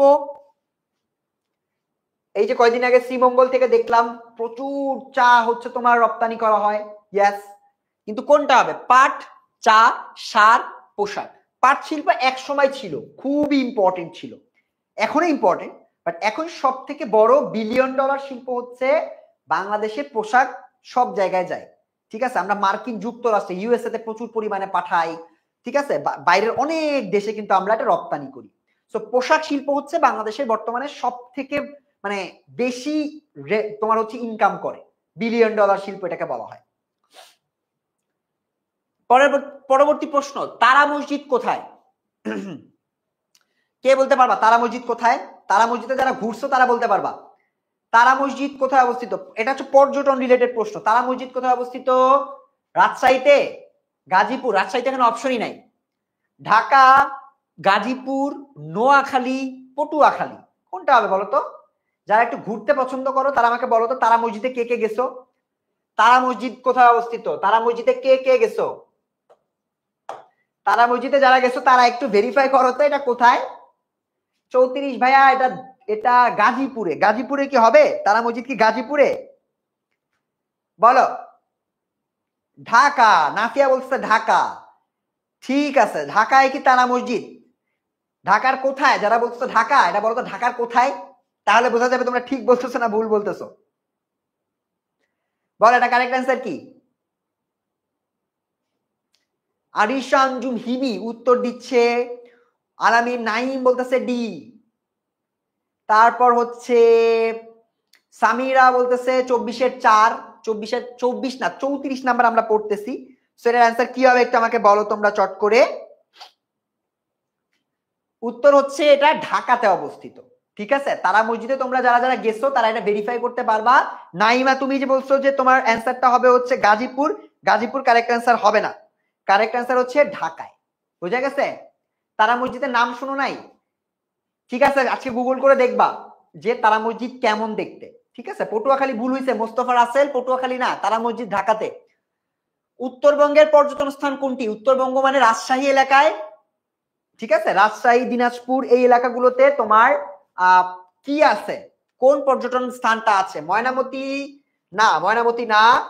তারপর হচ্ছে পানামনগর, নীলগিরি, কান্তজির মন্দির। নীলগিরিও তো হবে না, নীলগিরি তো তোমার উত্তরবঙ্গে না। সো কারেক্ট অ্যান্সার কি হবে একটু আমাকে বলো। যারা ঘুরতে পছন্দ করো তারা বলতে পারবা খুব ভালো করে। আব্দুল্লাহপুর, সোহান বলতেছে আব্দুল্লাহপুর ডি, তারা মসজিদের কথা বলছে মনে হয়, নাহলে উত্তরবঙ্গ তো আব্দুল্লাহপুর না। স্যার অ্যান্সার কি হবে? 35-এ সি বলতেছে কান্তজির মন্দির, খুবই পপুলার নাম তাই না? সেটা কিন্তু ভুল করা যাবে না। নাফিয়া বলতেছে সি, কান্তজির মন্দির হতে পারে, কান্তজির মন্দির হতে পারে ভাইয়া বলতেছে। আবিদ হাসান বলতেছে পানামনগর, না পানামনগর না, কারেক্ট অ্যান্সার হচ্ছে কান্তজির মন্দির। এটা এইটা তোমার উত্তরবঙ্গে। ঠিক আছে, উত্তরবঙ্গে কান্তজির মন্দির সম্পর্কে আমরা জানি। নীলগিরি তো নাই, ঠিক আছে, এটা তো ওদিকেই না। সেটাও জ্ঞানমূলক, তোমরা একটু দেখবা উত্তরবঙ্গের মানুষ যারা আছো তারা এটাকে ভেরিফাই করতে পারবা। ঠিক আছে, সো কান্তজির মন্দির সম্পর্কে আমরা জেনে ফেললাম যে উত্তরবঙ্গের কান্তজির মন্দির। কোনটি চিরহরিৎ বনের বৃক্ষ? চিরহরিৎ বন, ঠিক আছে, চিরহরিৎ বন, অতি সবুজ যে বনগুলো, এই বনগুলোর বৃক্ষ কোনটা? চাপালিশ, এটা আমি করে দিই তোমাদেরকে, এটা একটু কঠিন, একটু চিন্তা করে করতে হবে। এটা হচ্ছে ক্রোঠি, চাপালিশ এটা হতে পারে। আমাদের উত্তরটা একটু আমাদের দেখতে হবে, এখানে যে কোনো দুইটা হবে, কোনো একটা হওয়া সম্ভব না, যে কোনো দুইটা। তার মানে আমি যদি একটাকে বের করতে পারি যেটা উত্তর না, তাহলে আমি উত্তর করতে পারবো, অ্যান্সার করতে পারবো কারেক্টটা। সেখানে গরান, এটা হচ্ছে তোমার সুন্দরবন বা ম্যানগ্রোভ বনগুলোর গাছ, তার মানে গরানটা এখানে কাটা হয়ে যাবে। সো সঠিক উত্তর হচ্ছে চাপালিশ এবং ময়না। বোঝা গেছে? 1 ও 2।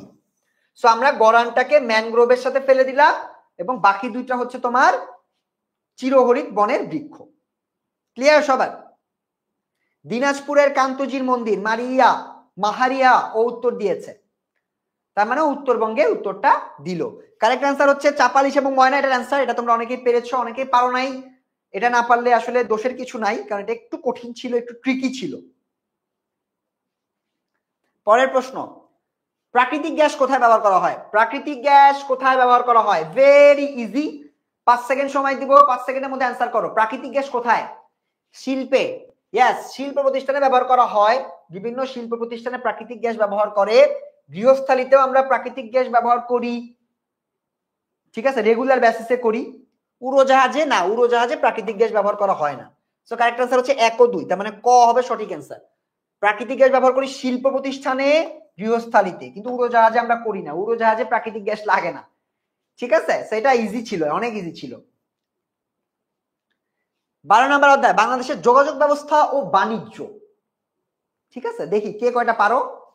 38 নাম্বার, সড়কপথ গড়ে ওঠার অনুকূল অবস্থা কোনটি? কোথায়, কোনটির উপর ভিত্তি করে আমাদের সড়কপথ গড়ে তোলা আমাদের জন্য বেশি কনভিনিয়েন্ট, বেশি বেটার, ঠিক আছে, ভালো হয় যেটা, সেটা কোনটা? এটা কি ভূমির ঢাল, বন্ধুর ভূপ্রকৃতি, নিম্নভূমি, মৃত্তিকার গঠন? কোনটা হবে বলো? নিম্নভূমি হবে না, নিচু যদি হয় তাহলে আমাদের সড়কপথ বানালে তোমার বন্যায় ভেসে যাবে, পানি জমে যাবে। ঠিক আছে, সো এটা হবে না, নিচু ভূমি হবে না।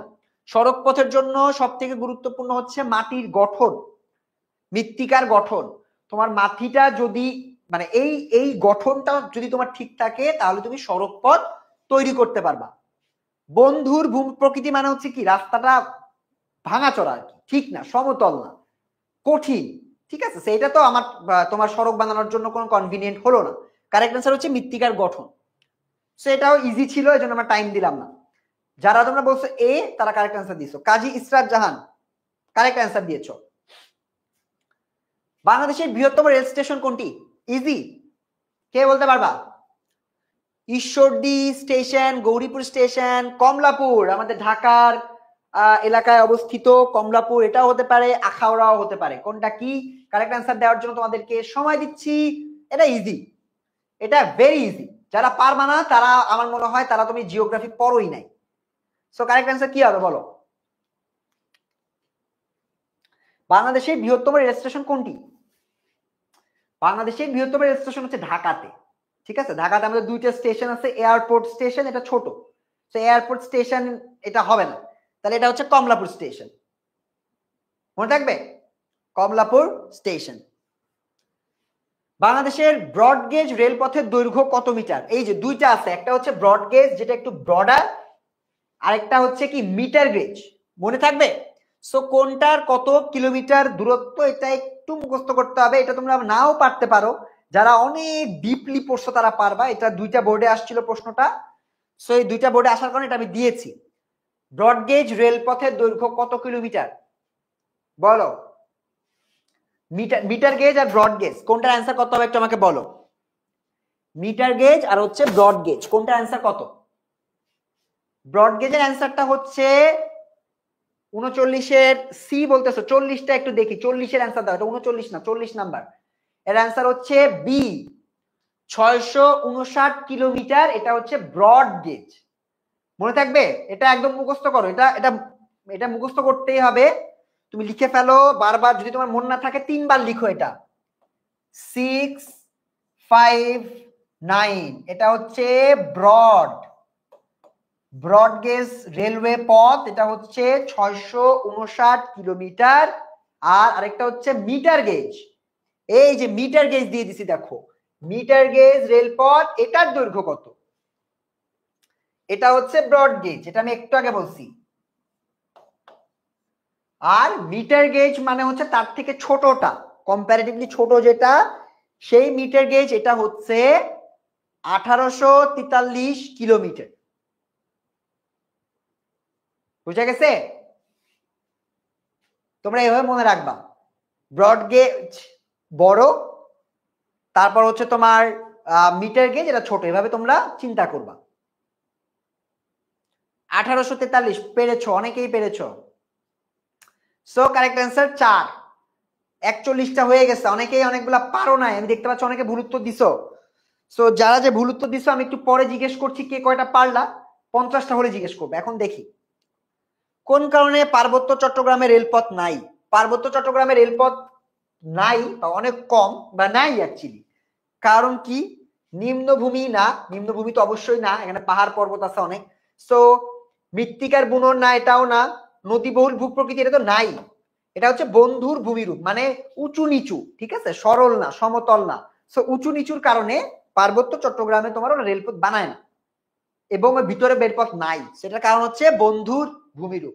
মনে থাকবে, বন্ধুর মানে হচ্ছে উঁচু নিচু, সমান না যেটা, পরের প্রশ্ন, নিচের কোন স্থানে আন্তর্জাতিক বিমানবন্দর আছে? রাজশাহীতে তো নাই, আন্তর্জাতিক বিমানবন্দর নাই, বরিশালেও নাই, সো সিলেটে আছে এবং যশোরে আছে। সিলেটেরটা নাম কি আর যশোরেরটার নাম কি? যশোরেরটা হচ্ছে তোমার ডোমেস্টিক, বুঝছো? সো যশোরেরটা না। ইন্টারন্যাশনাল এবং ডোমেস্টিক যেটা আছে এটার মধ্যে কিন্তু পার্থক্য আছে। সো যশোর এয়ারপোর্ট এটা হচ্ছে তোমার ইন্টারন্যাশনালের মধ্যে পড়বে না, তাই আন্তর্জাতিক বিমানবন্দর হচ্ছে তোমার সিলেট। মনে থাকবে, আন্তর্জাতিক হচ্ছে সিলেট। যারা যারা লিখতেছো তারা 50টার মধ্যে কত পাও আমাকে বলে যাবা, বুঝছো? তোমার প্রিপারেশন কেমন আমি বলে দিব তাইলে। বাংলাদেশের উৎপাদিত পণ্য সবচেয়ে বেশি রপ্তানি হয় কোন দেশে? একটু আগে বলছিলাম, যখন পোশাক শিল্পের এমসিকিউটা সলভ করতেছিলাম তখন কিন্তু জিজ্ঞেস করছিলাম। সো তখন একটু আমাকে বলো যে তোমাদের যারা যারা ক্লাস মনোযোগ দিয়ে করছো তারা বলো যে কোন দেশে আমরা বেশি রপ্তানি করি, বেচি, আমাদের প্রোডাক্ট বিক্রি করি, কোন দেশে? একটু আমাকে বলো কোন দেশে আমরা সবচেয়ে বেশি বিক্রি করি? চীনে, ভারতে, জার্মানিতে? না, ভারতে আমরা এত বেশি বেচি না। সো সবচেয়ে বেশি যেখানে রপ্তানি করি সেটা হচ্ছে ইউএসএ তে, মার্কিন যুক্তরাষ্ট্রে আমরা মূলত বেশি রপ্তানি করি। ঠিক আছে, আমাদের পণ্যগুলো সবচেয়ে বেশি আমরা মার্কিন যুক্তরাষ্ট্রে রপ্তানি করি। অ্যান্সার হবে এ। কোন দেশের সাথে বাংলাদেশের রপ্তানি বাণিজ্য এগিয়ে আছে? একই প্রশ্ন, একই ধরনের উত্তর, একটু ঘুরিয়ে আসছে। এটা অ্যান্সার হচ্ছে যুক্তরাষ্ট্র বা মার্কিন যুক্তরাষ্ট্র। 45 নাম্বার পর্যন্ত আমাদের কমপ্লিট। 46 নাম্বার, বাংলাদেশের সড়ক পথে প্রতিবন্ধকতার কারণ। প্রতিবন্ধকতা মানে বাধা, ঠিক আছে? সমস্যা কি? সমস্যার কারণ জিজ্ঞেস করছে। সো সমস্যার কারণ হচ্ছে কি, কোনটা একটু আমাকে বলো তো? নদীর বহুলতা, ভূপ্রকৃতি, প্লাবিত এলাকা, কোনটা হবে বলো? সড়ক পথের সাথে সরাসরি কানেক্টেড কোনটা বলো তো, একটু আমাকে বলো। কারেক্ট অ্যান্সার হচ্ছে, তোমাদেরকে আগে একটু সময় দেই, 46-এর উত্তরটা একটু দেওয়ার সময় দেই, একটু আমাকে বলো তো চট করে অ্যান্সারটা কি হবে, একটু আমাকে অ্যান্সারটা বলো। কারেক্ট অ্যান্সার হচ্ছে সবগুলা, অনেক অনেক নদী। সো নদী এত বেশি যার ফলে আমাদের সড়ক পথ এগুলো তৈরি করার ক্ষেত্রে আমাদের প্রতিবন্ধকতা ফেস করতে হয়। আবার ভূপ্রকৃতি এটাও অনেক বেশি ডিপেন্ডেন্ট, এবং প্লাবিত এলাকা, ঠিক আছে, যে এলাকাগুলো তোমার বন্যায় ভেসে যাওয়ার সম্ভাবনা বেশি থাকে ওইখানে রাস্তা বানালে রাস্তা ভেসে চলে যায়, রাস্তায় পানি হয়ে যায়। সো এগুলো অনেক অনেক জিনিসপত্র চিন্তা করে তারপর তোমার কিন্তু সড়ক পথ বানাতে হয়, বুঝা গেছে? সো এই জন্য তোমাদেরকে অবশ্যই এটা মনে রাখতে হবে যে সড়ক পথের ক্ষেত্রে বন্ধুর ভূমিরূপ, ভূপ্রকৃতি, নদীর বহুলতা, প্লাবিত এলাকায় সবগুলা ইম্পর্টেন্ট। ক্লিয়ার? বাংলাদেশের দক্ষিণাঞ্চলে রেলপথ কম থাকার কারণ কি? এই যে এগুলো সব কাছাকাছি। দক্ষিণাঞ্চলে রেলপথ কম থাকার কারণ দেখো, এই যে আরেকটা এমসিকিউ যেখানে তুমি একটা অ্যান্সার না এটা বের করতে পারলে তুমি বুঝে ফেলবা, কারণ অ্যান্সার হচ্ছে যে কোনো দুইটা। সো এখানে আমি জানি যে কোনো একটাকে যদি আমি ভুল বের করতে পারি তাহলে আমি উত্তর পেয়ে যাব। রেলপথ যদি কোথাও সমতল ভূমি থাকে তাহলে রেলপথ না হওয়ার কোনো কারণ আছে? নাই তো। সমতল জায়গা থাকলে তো রেলপথ বানানো ইজি, তার মানে এটার উত্তর এটা হবে না। সমতল ভূমির জন্য রেলপথ কম, এটা সব থেকে বড় মিথ্যা কথা। সেই জন্য এটার অ্যান্সার হবে হচ্ছে 1 ও 3, নিম্নভূমি ও মৃত্তিকা, বন্ধুর ভূপ্রকৃতি। সমতল ভূমি তোমার রেলপথ কম থাকাকে ইনফ্লুয়েন্স করে না, রেলপথ কম থাকার জন্য এটা কোনোভাবেই রেসপন্সিবল না, সেটা আমরা বুঝে ফেলছি। 13 নম্বর অধ্যায়, অধ্যায় নাম্বার 13, বাংলাদেশের উন্নয়ন কর্মকাণ্ড ও পরিবেশের ভারসাম্য, তুলনামূলক সহজ কিন্তু এই চ্যাপ্টার থেকে এমসিকিউ আসে। ফসল উৎপাদনে রাসায়নিক সারের ব্যবহার বৃদ্ধি পাচ্ছে না কেন? এটা উত্তর কি হবে বলো? সহজ আছে, এটা বেশ সহজ আছে, একটু আমাকে চিন্তা করে বলো তো অ্যান্সারটা কি হবে। মোহাম্মদ হাবিবুর 47-এর বি, সাবরিনা 47-এর বি। আমরা 48 নাম্বার উত্তরটা একটু বলেন সবাই। তারপর আর কি উত্তর দিল? রুবেল উত্তর দিয়েছে, ঐশী উত্তর দিয়েছে, সায়রা মাহবুব উত্তর দিয়েছে। সঠিক উত্তর কি হবে একটু আমাকে সবাই বলো। রাসায়নিক সারের ব্যবহার বৃদ্ধি পাচ্ছে না কারণ কৃষি উৎপাদন হ্রাস পাওয়ায় না, জনসংখ্যা হ্রাস তো পাচ্ছেই না, এটা তো হবেই না। কৃষি জমি হ্রাস এটা হতে পারে, এটাও হবে না। সো সঠিক উত্তর হচ্ছে খাদ্য চাহিদা বেড়ে গেছে, ঠিক আছে। সো খাদ্য চাহিদা বেড়ে যাওয়ার কারণে এটাকে মূলত আমরা রিলেট করতে পারি। সেটা অ্যান্সার কি হবে? খাদ্য চাহিদা বেড়ে যাওয়ায় রাসায়নিক সারের ব্যবহার বৃদ্ধি পাচ্ছে না। চলো 48টা হয়ে গেছে। 49, বাস্তু সংস্থান ক্ষতিগ্রস্ত হলে কি হতে পারে? বাস্তু সংস্থান ক্ষতিগ্রস্ত হলে কি হতে পারে? পরিবেশ দূষণ, গ্রিন হাউসের তীব্রতা, মরুকরণ, ইয়েস সবগুলোই হতে পারে, কিন্তু সবগুলোর সাথে যেটা সব সময় রিলেটেড এটা হচ্ছে পরিবেশের ভারসাম্য নষ্ট হবে। সো বাস্তুতন্ত্রের ক্ষতি হলে পরিবেশের ভারসাম্য নষ্ট হয়। 49-এ 4, জাকিউল কারেক্ট অ্যান্সার দিয়েছে। রুহি তুমি কারেক্ট অ্যান্সার দিয়েছো। হিমু কথা বললো, কি যেন লিখলো দেখতে পারলাম না। মাদিহা কারেক্ট অ্যান্সার দিয়েছে। আলামিন কারেক্ট অ্যান্সার দিয়েছে। তারপর হচ্ছে আলামিন নাইম কারেক্ট অ্যান্সার দিয়েছে। রাখি কারেক্ট অ্যান্সার দিয়েছে। জনি চৌধুরী কারেক্ট অ্যান্সার দিয়েছে। Very good. কোনটি ক্লোরোফ্লোরো কার্বনের সংকেত? ক্লোরোফ্লোরো কার্বনের সংকেত, ক্লোরোফ্লোরো কার্বনের সংকেত কে বলতে পারবা? এফি তো হবে না, সো এটার বানানটা কি কে বলতে পারবা? CHLO ক্লো RO chloro, FLUORO chlorofluoro carbon. সেটাতে সি দিয়ে শুরু হচ্ছে, তাই না? সি দিয়ে ক্লোরো, এফ দিয়ে ফ্লোরো এবং সি দিয়ে কার্বন, এই জন্য এটাকে বলে CFC। ঠিক আছে, বানানটা একটু ট্রিকি। কোথায় ট্রিকি জানো? এই এফ এ।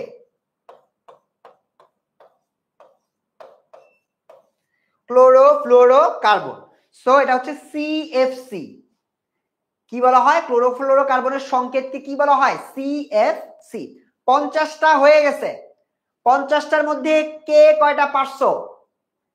একদম অনেস্টলি বলবা, মিথ্যা কথা বলবা না। তোমার প্রিপারেশনটা কত দূর আছে আমি একটু দেখি, বলো কে কয়টা পারছো? 49, রাখির 49টা হয়েছে। ভেরি গুড রাখি। রাখি শীল, ওর প্রিপারেশন ভালো। তারপর নাহিদা 50 out of 50, আমার ইউটিউবের স্টুডেন্ট, ও অনেক ভালো করছে।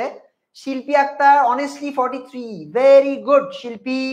মায়া পেয়েছে 40, না 40 ভালো, 40 মানে তো A+, 50-এর মধ্যে 40 পাওয়া মানে তুমি A+ পেয়েছো। তারপর এদিফা ভালো। পূর্বা অ্যান্সার দিয়েছে ক্লোরো ফ্লোরো কার্বন, ও আগেরটা বলতেছে 20টার মধ্যে 17টা, ও মানে 20টা লেটে আসছে। 47টা রূপা দত্ত, 47টা, 36টা হয়েছে জিওনের, 48টা হয়েছে। বাবা চমৎকার। তো এবার 50টাই হয়েছে নাকি? হ্যাঁ 50টা। সো যাদের 40টার কম হয়েছে, 35-এর কম হয়েছে, তাদের একটু প্রিপারেশন আরো নিতে হবে। সহজ প্রশ্ন ছিল, 35-এর কম পাওয়া মানে তোমার প্রিপারেশনটা বেশি ভালো হয়নি। চলো, এই যে ক্লোরোফ্লোরো গ্যাস, ক্লোরোফ্লোরো কার্বন, এটার পরিমাণ বৃদ্ধি পাওয়ার পরোক্ষ ফল কোনটি? কোনটা হয় পরোক্ষ? একটা হচ্ছে প্রত্যক্ষ, একটা হচ্ছে পরোক্ষ। কি হয়? বন্যা বেশি হয়, বৃষ্টিপাত কম হয়, খরা বেশি হয়, জলোচ্ছ্বাস কম হয়। সেটা বন্যা বেশির সাথে তো সম্পর্ক নাই, ক্লোরোফ্লোরো কার্বনের সাথে তো বন্যার সম্পর্ক নাই, জলোচ্ছ্বাসের সাথেও সম্পর্ক নাই, এটা বাতাসের সাথে সম্পর্কিত। ক্লোরোফ্লোরো কার্বন এটা মূলত তোমার বৃষ্টিপাতকে কমায় দেয়, যে পরিমাণ হওয়ার কথা ছিল ওই পরিমাণ হয় না, সো বৃষ্টিপাত কমে যায়। সো CFC গ্যাসের সরাসরি না পরোক্ষ একটা ফলাফল হচ্ছে বৃষ্টিপাত কমে যায়। আর বৃষ্টিপাত কমে গেলে আমরা বিভিন্ন স্ট্রাগল করি। সো বৃষ্টিপাত কমে যাওয়া হচ্ছে CFC গ্যাস কমে যাওয়ার বেড়ে যাওয়ার সাথে কানেক্টেড, মনে থাকবে। সো আমরা CFC গ্যাস সম্পর্কে জানলাম। এবার আসো পরেরটাই যাই। গ্রিনহাউস প্রতিক্রিয়ার ফলে বাংলাদেশের কোন এলাকা জলমগ্ন হবে? 3টা এলাকার নাম এখানে বলা আছে, আমি এখানে 2টা দেখব। মনে রাখবা এটা সর্ব দক্ষিণের একটা অঞ্চল আছে, যেই দক্ষিণাঞ্চলের অঞ্চলটা মূলত তোমার বন্যায় বা জলমগ্ন হওয়ার একটা সম্ভাবনা আছে। এটার অ্যান্সার কি হবে একটু আমাকে বলো, বলো অ্যান্সার কি হবে, বলতে পারবা? খুলনা কিন্তু অবশ্যই তোমার দক্ষিণাঞ্চলে আছে, কিন্তু আরো দক্ষিণে এটা কোথায় কে বলতে পারবে? তো এবার 51 উত্তর দিছে, 52 উত্তর বলো। 52 উত্তর কি হবে? 52 ডি, সিলেট ও সুনামগঞ্জ না, সিলেট হবে না, সিলেট যারা বলছো ভুল বলছো। কুমিল্লাও হবে না। সর্বদক্ষিণে হচ্ছে সাতক্ষীরা, সাতক্ষীরা, নোয়াখালী আর বরিশাল। এই তিনটা এলাকা তোমার বন্যায় প্লাবিত হওয়ার বা জলমগ্ন হওয়ার সম্ভাবনা আছে। সো গ্রিন হাউস প্রতিক্রিয়ার ফলে সাতক্ষীরা, নোয়াখালী এবং বরিশাল এটাও প্লাবিত হওয়ার সম্ভাবনা আছে, মনে থাকবে। সো আমরা এটা আরেকটা পড়লাম, গ্রিন হাউস গ্যাসের সাথে একটা পড়লাম, আরেকটা হচ্ছে পরোক্ষ জানি কি পড়লাম, সিএফসি গ্যাসের। ঠিক আছে, দুইটা আমরা পড়ে ফেলছি। প্রাণীর আবাসস্থল সংকোচের কারণ কি? সহজ, প্রাণীদের যে আবাসস্থল অর্থাৎ বনাঞ্চল যে ধ্বংস হচ্ছে এটার কারণ কি? পাহাড় ধস না, এটা কারণ হচ্ছে তোমার পানি দূষণও না, মৃত্তিকার ক্ষয়ও না, জনসংখ্যা বাড়তেছে। মনে করো আগে তোমার এখানে এত হচ্ছে গাছপালা ছিল, ঠিক আছে, অনেক অনেক গাছপালা ছিল। সো তোমার এখন এখানে বাড়ি বানাইতে হবে। সো এই যে বাড়ি বানানোর জন্য তোমার মানুষজনের জন্য তুমি যে বাড়ি বানাতে চাচ্ছ, বাড়ি বানানোর জন্য যে এই যে গাছপালাগুলো, এই গাছপালাগুলোকে তুমি কেটে ফেলতেছো, কেটে কেটে বনাঞ্চল কমায় ফেলতেছো। আর প্রাণীরা ওরা কোথায় যাবে? ওদের বাসা হচ্ছে তোমার গাছপালা। সো গাছপালা তুমি কেটে ফেলতেছো, ওদের আবাসস্থল চলে যাচ্ছে। তার মানে এখানে কানেকশনটা হচ্ছে আমাদের জনসংখ্যা বৃদ্ধি পাচ্ছে, আবাসস্থল তৈরি করতে হচ্ছে, তাদের বনাঞ্চল আমরা কেটে ফেলতেছি। ঠিক আছে, এভাবে কানেকশন করবা। জনসংখ্যা বৃদ্ধি। নিচের কোন প্রজাতিটি বাংলাদেশ থেকে নিশ্চিহ্ন হয়ে গেছে? মনে রাখবা বাংলাদেশ থেকে, মানে এটা তোমরা নিজেরা দেখলেই বুঝবো। অজগরটা এখনো তোমরা দেখতে পাও, চিড়িয়াখানায় বহুত আছে, অনেক বনাঞ্চলে আছে। চিতাবাঘ তো অ্যাভেলেবল, ঘড়িয়ালও দেখা যায়, মেইনলি হচ্ছে নীলগাই, এটা একদমই দেখা যায় না। ঠিক আছে, নীলগাই দেখা যায় না।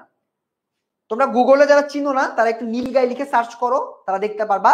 সো এটা হচ্ছে বাংলাদেশের বিলুপ্তপ্রায় প্রাণীদের মধ্যে 1 নম্বরে একদম আমরা ধরতে পারি, একদম টপ। জিজ্ঞেস করলে তোমরা নীলগাই একবারে বলে দিবা। কারেক্ট অ্যান্সার হচ্ছে নীলগাই।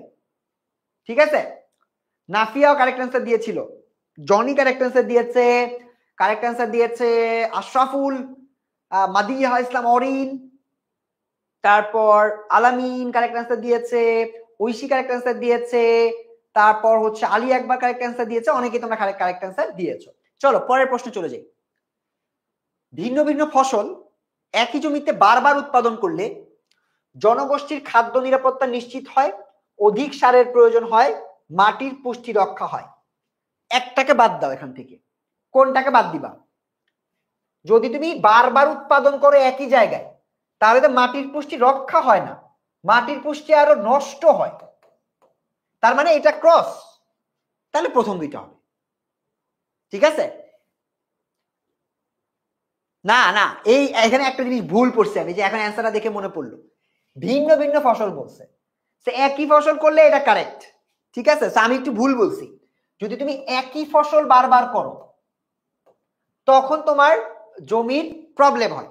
সে এটা না, এটা ইয়াও হতে পারে, কারেক্টও হতে পারে। একই সাথে তোমার নষ্ট কানেক্টেড, আর বারবার করলে মাটির পুষ্টি তোমার রক্ষা হবে।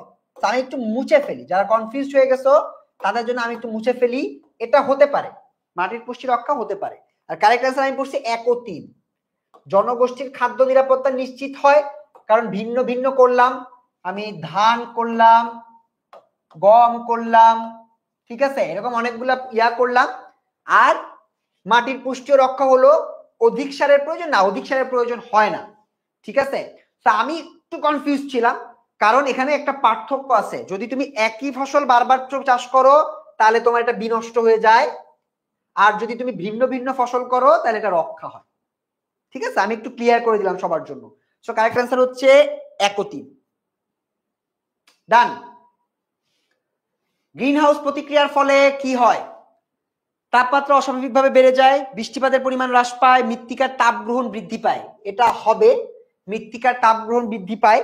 ঠিক আছে, মাটির তাপ গ্রহণ বেড়ে যায়, এবং এটা কারেক্ট অ্যান্সার হচ্ছে টেম্পারেচারও তো বাড়ে। ঠিক আছে, এটাও তো হতে পারে। আমরা একটু দেখি কারেক্ট অ্যান্সার কি।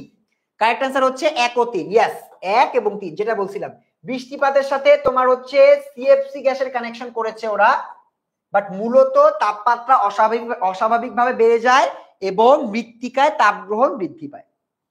ঠিক আছে, নাদিয়া জাহান বলতেছে আমার নাম পড়েন না কেন? নাদিয়ার নাম অনেকবার পড়ছি, ঠিক আছে? তো তোমাদের নাম আমি অনেকবার পড়ে ফেলছি, আগে বলো অ্যান্সার তোমরা পারতেছো নাকি। পরের প্রশ্ন, সমুদ্রের উচ্চতা বৃদ্ধি পেলে পানির নিচে ডুবে যাবে কোন কোন এলাকা? একটু আগে বলছি সাতক্ষীরা, নোয়াখালী, বরিশাল, তিনটাই কারেক্ট অ্যান্সার 1 2 3। একটু আগে যে সাতক্ষীরা আর নোয়াখালীকে যখন আইডেন্টিফাই করলাম তখন কিন্তু আমরা বরিশালকে আমি বলে দিয়েছিলাম। সো এই তিনটা হবে হলো কারেক্ট অ্যান্সার, অলরেডি বলে ফেলছি। সো 57 অ্যান্সার তোমরা পারছো অনেকেই। পরিবেশ সংরক্ষণ ও দূষণ নিয়ন্ত্রণে প্রয়োজন ইটের ভাটায় কাঠ পোড়ানো প্রয়োজন। ইটের ভাটায় তো ইটই পোড়াবা, কাঠ তো পোড়াবা না, সেটা ঠিক না, এটা ভুল। সো কারেক্ট অ্যান্সার হচ্ছে 2 ও 3। 2 ও 3 কোথায় আছে? গ, গ হচ্ছে 2 ও 3। পরিবেশ সংরক্ষণের জন্য পলিথিন ব্যাগ উৎপাদন ও ব্যবহার রোধ, নদী বাঁচাও কর্মসূচি গ্রহণ, তাহলে আমরা আমাদের পরিবেশকে বাঁচায় রাখতে পারবো। ক্লিয়ার? পরের প্রশ্ন, 14 অধ্যায় বাংলাদেশের প্রাকৃতিক দুর্যোগ।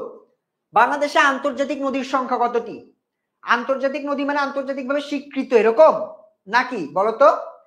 বাংলাদেশে মোট নদী আছে প্রায় তোমার ধরো নদী উপনদী মিলায় হচ্ছে 700-র মতো নদী আছে, ঠিক আছে? তোমার বইয়ের তথ্য 700-র মতো নদী আছে, তার মধ্যে আন্তর্জাতিক নদী স্বীকৃত বা আন্তর্জাতিক নদী কয়টা? 59-এর অ্যান্সার কত বলো? বলো তো 59-এর অ্যান্সার কত? 59-এর অ্যান্সারটা একটু বলো তো দেখি। 57 হবে নাকি 64 হবে? বলো 57 নাকি 64, কে বলতে পারবা? সো এর অ্যান্সার কি হবে? আন্তর্জাতিক স্বীকৃত নদীর সংখ্যা হচ্ছে 59-এর বি। ইসরাত জাহান বলছে 57। ইসরাত জাহান বলছে 57, কারেক্ট অ্যান্সার হচ্ছে 57টা।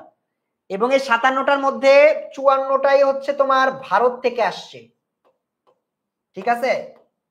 সো 57টা নদী আন্তর্জাতিক নদী, মনে থাকবে, জ্ঞানমূলক মনে রাখবা। 57টা নদী হচ্ছে আন্তর্জাতিক নদী।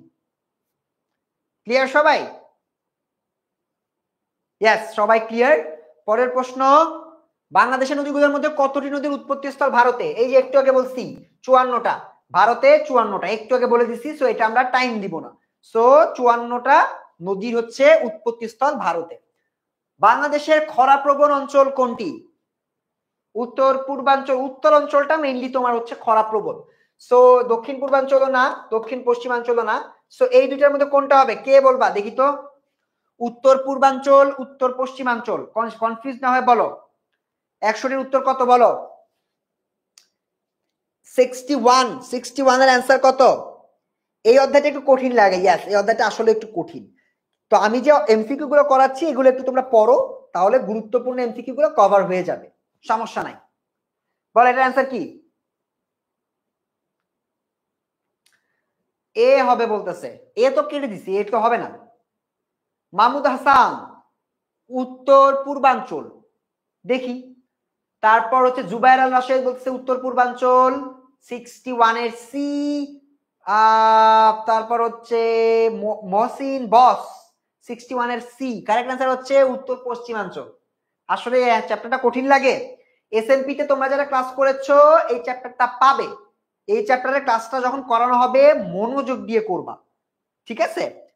সো এটা হচ্ছে উত্তর পশ্চিমাঞ্চল। মনে রাখবা বাংলাদেশের খরাপ্রবণ এলাকা হচ্ছে উত্তর পশ্চিমাঞ্চল, উত্তর পূর্বাঞ্চল না। এটা জ্ঞানমূলক, সো মুখস্থ করে ফেলতে হবে। নদীর গতিপথ পরিবর্তনের ফলে কি হয়? একটা নদী যাচ্ছে, নদী গতিপথ পরিবর্তন করলো, তখন পার গুলা ভেঙে যায়, পার গুলা আঘাত লাগে, পার গুলো ভেঙে যায়। সো এখানে তোমার মূলত যেটা সমস্যা হয় সেটা হচ্ছে নদী ভাঙন দেখা যায়। সো এই একটা নদী যদি এভাবে যায়, এভাবে যদি যায়, সো এভাবে যে নদীর পার গুলোতে যে আঘাত লাগে এর ফলে নদীগুলা ভেঙে যায়, পার গুলো ভেঙে যায়, সেটা হচ্ছে নদী ভাঙনের সাথে সম্পৃক্ত। বোঝা গেছে? চলো পরের প্রশ্ন। 29 এপ্রিল 1991 সালে ঘূর্ণিঝড়ে মৃতের সংখ্যা কত? একটা বিরাট ঘূর্ণিঝড় হয়েছে 1991 সালে, সবচেয়ে বেশি মানুষ মারা যায়, সংখ্যাটা কত বলো? ঘূর্ণিঝড়ের সাথে সংখ্যাটা কত? 5,000-এর বেশি, আমি বলে দিলাম, যাও। ও সবগুলোই তো 5,000-এর বেশি আছে, সো 5,000 কাটা, 5,000-এর বেশি যেহেতু 5,000 কাটা। এটা একটা আমার সাথে মনে রাখো, 1991 সালের 29শে এপ্রিল যেই ঘূর্ণিঝড়টা হয় সেটাতে মানুষ মারা যায় 5,708 জন। অ্যান্সার 5,708। মনে থাকবে? প্রাকৃতিক দুর্যোগ সিডরের কত বছর পর আইলা সংঘটিত হয়? সিডর যে ঝড়টা, এটা হয় হচ্ছে তোমার 2007 সালে। বাংলাদেশের এটা সম্পর্কে আমরা সবাই জানি। তার মাত্র কয়েক বছর পরেই আইলা সংঘটিত হয়। এখন প্রশ্ন হচ্ছে আইলা কয় বছর পর হয় বলতো? আইলা কখন হয়? 2007-এ যদি সিডর হয়ে থাকে তাহলে আইলা কত সালে হয়েছে? 64-এর অ্যান্সার বলো ভাইয়া। 64-এর অ্যান্সার হবে 1, মানে 2 বছর পর বলতেছে, 2 বছর পর। 64 এ মাহমুদ হাসান 64-এর এ হবে, তারপর ঐশী 64-এর বি, ইসরাত জাহান 64-এর এ। কারেক্ট অ্যান্সার হচ্ছে 64-এর এ। 2009 সালে হচ্ছে তোমার আইলা, ঠিক আছে? সো এখানে পার্থক্যটা হচ্ছে 2007 থেকে 2009, 2 বছরের ব্যবধানে সিডর এবং আইলা এই দুইটা বিপর্যয় কিন্তু আমাদের হয়েছিল। সো কারেক্ট অ্যান্সার হচ্ছে 2। সিডর হচ্ছে, আবার লিখে দেই যাতে স্লাইডে তোমরা পাও, 2007, আর আইলা হচ্ছে 2009। ডান। পরের প্রশ্ন, 8.7 মাত্রার ভূমিকম্প হয়েছিল কত সালে? 8.7 মাত্রার ভূমিকম্প সচরাচর হয় না, 6 পয়েন্টের উপরে হলেই দেখবা যে অনেক একদম ভাঙচুর হয়ে যায়। সো এটা হচ্ছে অনেক আগে, মনে হয় 1797 না 1897 মনে হয়। এটা একটু আমাকে ক্লিয়ার করো তো, এই দুইটার কোনটা হবে, 1700 নাকি 1897? তোমরা আমাকে একটু ক্লিয়ার করো দেখি তো। এত এত সাল মনে রাখা তো কঠিন, তাই না? তো বারবার সালগুলো লিখতে হবে। বলে অ্যান্সার কি হবে এটার? 65 ডি বলতেছে, 1897। Yes, 1897 is the correct answer. রৌদ্র ঘোষ, ভেরি গুড, ও সাল অনেক বেশি মনে থাকে, কারেক্ট অ্যান্সার দিয়েছো। সো এটা 1897 সালে 8.7 মাত্রার একটা বড় ভূমিকম্প হয়েছে। দুর্যোগ ব্যবস্থাপনার প্রধান উদ্দেশ্য কয়টি? আমি একটা একটা করে লিখি, তার মানে তোমরা অ্যান্সার করো। একটা হচ্ছে তোমার মনে করো ক্ষয়ক্ষতি কমানো, ঠিক আছে? ক্ষয়ক্ষতি কমানোর জন্য চেষ্টা করা, একটা হচ্ছে তোমার ক্ষয়ক্ষতি কমানো। আরেকটা হচ্ছে তোমার মনে করো ত্রাণ দেওয়া, ঠিক আছে? যে ত্রাণগুলো দেওয়া, এটা হচ্ছে সেকেন্ড। তোমার দুর্যোগ ব্যবস্থাপনার মধ্যে প্রধান উদ্দেশ্য আছে। আরেকটা 3 নাম্বার হচ্ছে তোমার মনে করো উদ্ধার করা, মানে তোমার দুর্যোগ পরবর্তী সময়ে যে উদ্ধার করা এবং তাদেরকে যে বিভিন্ন কার্যক্রম চালিয়ে তাদেরকে যে সেভ করা, তাদের পুনরুদ্ধার করা, এটা হচ্ছে 3 নাম্বারে। 4 নাম্বারে আর কি কিছু আছে নাকি 3টাই? দেখি তো স্টুডেন্টরা কি লিখছে। স্টুডেন্টরা বলতেছে, জনি বলতেছে ডি। 6 না, 6 না, 6টা উদ্দেশ্য নাই, প্রধান উদ্দেশ্য 3টা। এই যে এই 3টা, তার মানে 4 নাই। একটা হচ্ছে ক্ষয়ক্ষতি কমানোর ব্যবস্থা করা, 2 নাম্বার হচ্ছে তাদেরকে ত্রাণ দেওয়া, 3 নাম্বার হচ্ছে দুর্যোগ পরবর্তী সময় তাদেরকে উদ্ধার এবং তাদেরকে বিভিন্ন ভাবে সেফটি দেওয়া এবং তাদেরকে এরকম বিভিন্ন কার্যক্রম করা। বুঝে গেছে? সো আমি কিন্তু 3টা বলে দিলাম। দুর্যোগের দীর্ঘস্থায়ী হবে, দীর্ঘস্থায়ী হ্রাস ও দুর্যোগপূর্ণ প্রস্তুতিকে কি বলে? এটাকে বলা হচ্ছে প্রশমন। একটা হচ্ছে প্রশমন, অর্থাৎ তুমি যদি হ্রাস করতে পারো, ক্ষয়ক্ষতিগুলো যেন হ্রাস করতে পারো, যেটা দীর্ঘস্থায়ী যেন না হয়, এটাকে বলা হচ্ছে প্রশমন করানো, ঠিক আছে? কমিয়ে আনা। প্রশমন শব্দটা অর্থ হচ্ছে কমানো, ঠিক আছে? সো এই কোশ্চেনগুলো কিন্তু প্রায় আসবে। সো এটা হচ্ছে প্রশমন। তারপর প্রশমনের পর সাড়া দান, রেসপন্স। রেসপন্সের পরে হচ্ছে পুনরুদ্ধার। রেসপন্স একটা মানে পুরো প্রসেস তোমাকে বলতেছে। ধরো বন্যা হইছে, তুমি সাড়া দান মানে রেসপন্স করলা, রেসপন্সের উপর ভিত্তি করে তোমাকে পুনরুদ্ধার করা হয়, ঠিক আছে? আর পূর্ব প্রস্তুতি হচ্ছে আগেই নেওয়া হয় যেটা। বন্যা নিয়ন্ত্রণ ব্যবস্থায় সহজ প্রকৌশলগত ব্যবস্থা মানে যান্ত্রিক ব্যাপার। সো প্রকৌশলগত ব্যবস্থাপনা কোনটি? শহর বেষ্টনীমূলক বাদ দেওয়া, নদীর দুতীরে ঘন জঙ্গল সৃষ্টি করা হবে না, সহজে স্থানান্তরযোগ্য বসতি তৈরি করা হতে পারে, নদী শাসন ব্যবস্থা সুনিশ্চিত করা। এটাও না, যেহেতু প্রকৌশলগত, নির্মাণগত, সো নির্মাণগত হচ্ছে বেষ্টনীমূলক বাদ দেওয়া, যেটা তৈরি করা সম্পৃক্ত, সেটা হচ্ছে শহরে বেষ্টনীমূলক বাদ দেওয়া। বাদ দিলে বন্যার পানি ঢুকতে পারবে না, আর বন্যা হবে না। ডান। পরের প্রশ্ন, দুর্যোগ ব্যবস্থাপনা চক্রে রেসপন্স বা সাড়াদান, এটার পরে রেসপন্স বা সাড়াদানের পরবর্তী কার্যক্রম কোনটা? এটা আর দিয়ে প্রকাশ করা হয়, রেসপন্স। সো রেসপন্সের পর কি? তুমি একটা জায়গায় রেসপন্স পেয়েছো, তুমি এখানে উদ্ধার চালাবা, সেটার অ্যান্সার হচ্ছে পুনরুদ্ধার। বোঝা গেছে? এটার অ্যান্সার হচ্ছে কি? পুনরুদ্ধার। সাড়াদানের পর পুনরুদ্ধার। চলো পরের প্রশ্নে যাই। লাস্ট অধ্যায় জিওগ্রাফি লাস্ট চ্যাপ্টার, 15 নম্বর চ্যাপ্টার কিন্তু আমরা পড়ছি। তো আমাদের অলরেডি 70 প্রায় আমরা করে ফেলছি। সো 70 এর মধ্যে তোমরা কে কত পেয়েছো এটা তোমরা একটু দেখো, দেখলে তোমরা বুঝতে পারবা যে তোমাদের প্রিপারেশনের অবস্থা কি, কন্ডিশন কি ভালো নাকি কন্ডিশন খারাপ। নিজেদের অবস্থা নিজেরাই বুঝবা। আর লাইভটা শেয়ার করে রাখো, যদি এখন না করতে পারো পরে যেন তুমি লাইভটা করতে পারো। 15 চ্যাপ্টার 15 এসডিজি, খুবই পপুলার। সাস্টেইনেবল ডেভেলপমেন্ট গোল নির্ধারণ করেছে কোন সংস্থা? সার্ক, জাতিসংঘ, ওআইসি, ইউরোপীয় ইউনিয়ন। কোনটা হবে? বলো, কে বলতে বাবা? এসডিজি সাস্টেইনেবল ডেভেলপমেন্ট গোল, আগে ছিল এমডিজি মিলেনিয়াম ডেভেলপমেন্ট গোল নাকি? সো এসডিজি এর এটা কে দিয়েছে? ওআইসি দেয় নাই, এটা দিয়েছে জাতিসংঘ। পারছো সবাই? জাতিসংঘ। এসডিজি সাস্টেইনেবল ডেভেলপমেন্ট গোল এটা দিয়েছে জাতিসংঘ। কোনটি টেকসই উন্নয়ন অভিষ্ট? এই যে এসডিজির ফুল ফর্ম, এসডিজির ফুল ফর্ম সাস্টেইনেবল মানে টেকসই উন্নয়ন, টেকসই ডেভেলপমেন্ট মানে উন্নয়ন, আর অভিষ্ট বলছে গোল। সো সাস্টেইনেবল ডেভেলপমেন্ট গোল এটাকে বলা হয় টেকসই উন্নয়ন অভিষ্ট, তার মানে এটা অ্যান্সার হচ্ছে এসডিজি। এমডিজি তো হবে না, এমডিজি হচ্ছে তোমার millennium development goal, MDA. So এটা আমরা পারলাম। পরের প্রশ্ন, কোন দেশকে এসডিজি অর্জনের রোল মডেল ধরা হয়? একটু বলো তো, সেই দেশটা একটা ডেভেলপিং কান্ট্রি। ভারত, নেপাল, পাকিস্তান নাকি বাংলাদেশ? রোল মডেল কথাটা আমরা অনেকবার শুনছি, তাই না? Role model. সো বলো তো অ্যান্সার কি হবে? কারেক্ট অ্যান্সার কি হবে? কে বলতে পারবে? পাকিস্তান বলতেছে একজন। পাকিস্তান কি হবে? বলো তো রোল মডেল কোনটা?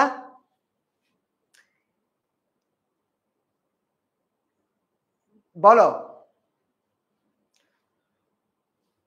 রোল মডেল হচ্ছে বাংলাদেশকে বলা হয় যে বাংলাদেশ এসডিজি তে একদম রোল মডেল ক্রিয়েট করছে অন্যান্য দেশের মানে কাছে, ঠিক আছে? কারণ আমাদের ডেভেলপমেন্ট পলিসি গুলো ছিল অনেক মানে একদম প্রশংসনীয়, যেটা এসডিজি লক্ষ্যমাত্রার সাথে কানেক্ট করা হয়েছে। সো এসডিজির সাথে রোল মডেল ধরা হচ্ছে বাংলাদেশকে। বোঝা গেছে? চলো পরের প্রশ্নে যাই। নিচের কোনটি পরিবেশ পরিবর্তনে সাহায্য করে? সময়, ইয়েস সময় হতে পারে, বাট সময়ের সাথে সাথে পরিবেশ পরিবর্তন হয় না। বিজ্ঞান পরিবেশকে তো ধ্বংস করে, অনেক ক্ষেত্রে ধ্বংস করে, কারণ বিজ্ঞানের প্রযুক্তি ব্যবহারের ফলে আমাদের পরিবেশটা নষ্ট হয়ে যাচ্ছে।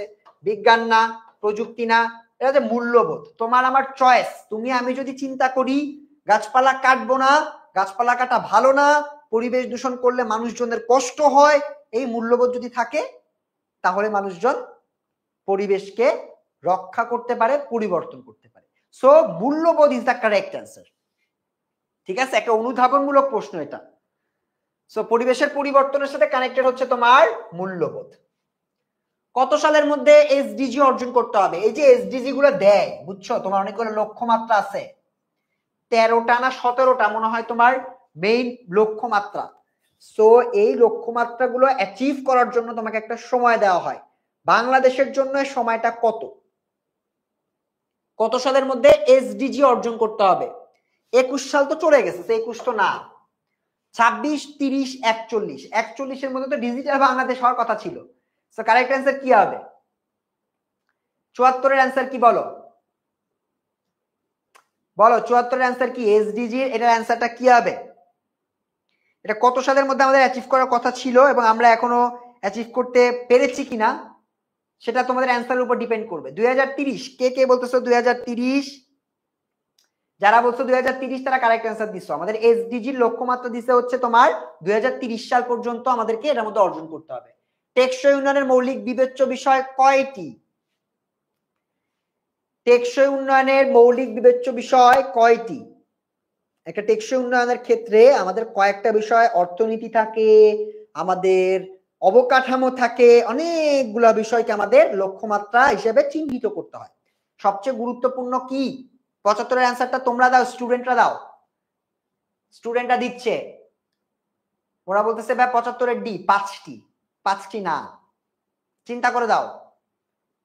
75-এর এ 2টি, 75-এর বি 3টি। কে বললো? জাকিউল ইসলাম জিয়ন। জিয়নের আগের কোশ্চেনগুলোর অ্যান্সারও সঠিক হয়েছে, কিন্তু এটা সঠিক হয় নাই। টেকসই উন্নয়নের মৌলিক বিবেচ্য বিষয় হচ্ছে 4টি, ঠিক আছে, মৌলিক 4টি বিষয়, এবং এটার অনেকগুলো লক্ষ্যমাত্রা থাকে যেটা আমাদেরকে 2030 সালের মধ্যে অ্যাচিভ করতে হবে, ঠিক আছে। দুর্যোগ ব্যবস্থাপনার প্রধান উদ্দেশ্য কয়টি? একটু আগে পড়ে ফেলছি, ওই যে একটা হচ্ছে তোমার ক্ষয়ক্ষতি কমানো, 2 নাম্বার হচ্ছে তোমার ত্রাণ, মনে আছে একটু আগে পড়লাম, 3 নাম্বার হচ্ছে তোমার পুনরুদ্ধার বা পরবর্তীতে, মানে তোমার পোস্ট যে কাজগুলো থাকে, কোনো একটা দুর্ঘটনা ঘটার পরে, দুর্যোগ ঘটার পরে আমরা যে তোমার কাজগুলো করি, এই সকল কাজগুলোকে মিলিয়ে দুর্যোগ ব্যবস্থাপনার উদ্দেশ্য মূলত 3টা, একটু আগে তোমাদেরকে বলে দিছি। একটা হচ্ছে ক্ষয়ক্ষতি কমানো, 2 নাম্বার হচ্ছে ত্রাণ দেওয়া, 3 নাম্বার হচ্ছে দীর্ঘস্থায়ী কার্যক্রম গ্রহণ করা, তোমার কোন একটা পোস্ট ডিজাস্টার সময়, মানে কোন একটা দুর্যোগ পরবর্তী সময়, বোঝা গেছে? সো 3টা। এসডিজি কাদের জন্য প্রযোজ্য? সাস্টেনেবল ডেভেলপমেন্ট গোল, এটা কাদের জন্য প্রযোজ্য? এটা মূলত দরিদ্র, নিম্ন শ্রেণী, বিত্তবান, এটা সবার জন্য প্রযোজ্য, মানে থার্ড ওয়ার্ল্ড কান্ট্রির প্রত্যেকের জন্যই আমাদের এটা প্রয়োজন। সবার জন্য সাস্টেনেবল ডেভেলপমেন্ট গোল দরকার, কারণ টেকসই উন্নয়ন না হলে, লং টার্মের ডেভেলপমেন্ট না হলে দেশের ওভারঅল ডেভেলপমেন্ট হয় না। সো এটা আমরা বুঝে ফেললাম, যেটা দরিদ্র, নিম্ন শ্রেণী, বিত্তবান, এটা সবার জন্য প্রযোজ্য। কারেক্ট অ্যান্সার হচ্ছে সবার জন্য। পরবর্তী প্রশ্ন, বর্তমান পৃথিবীতে কোন ধরনের উন্নয়ন ঘটছে?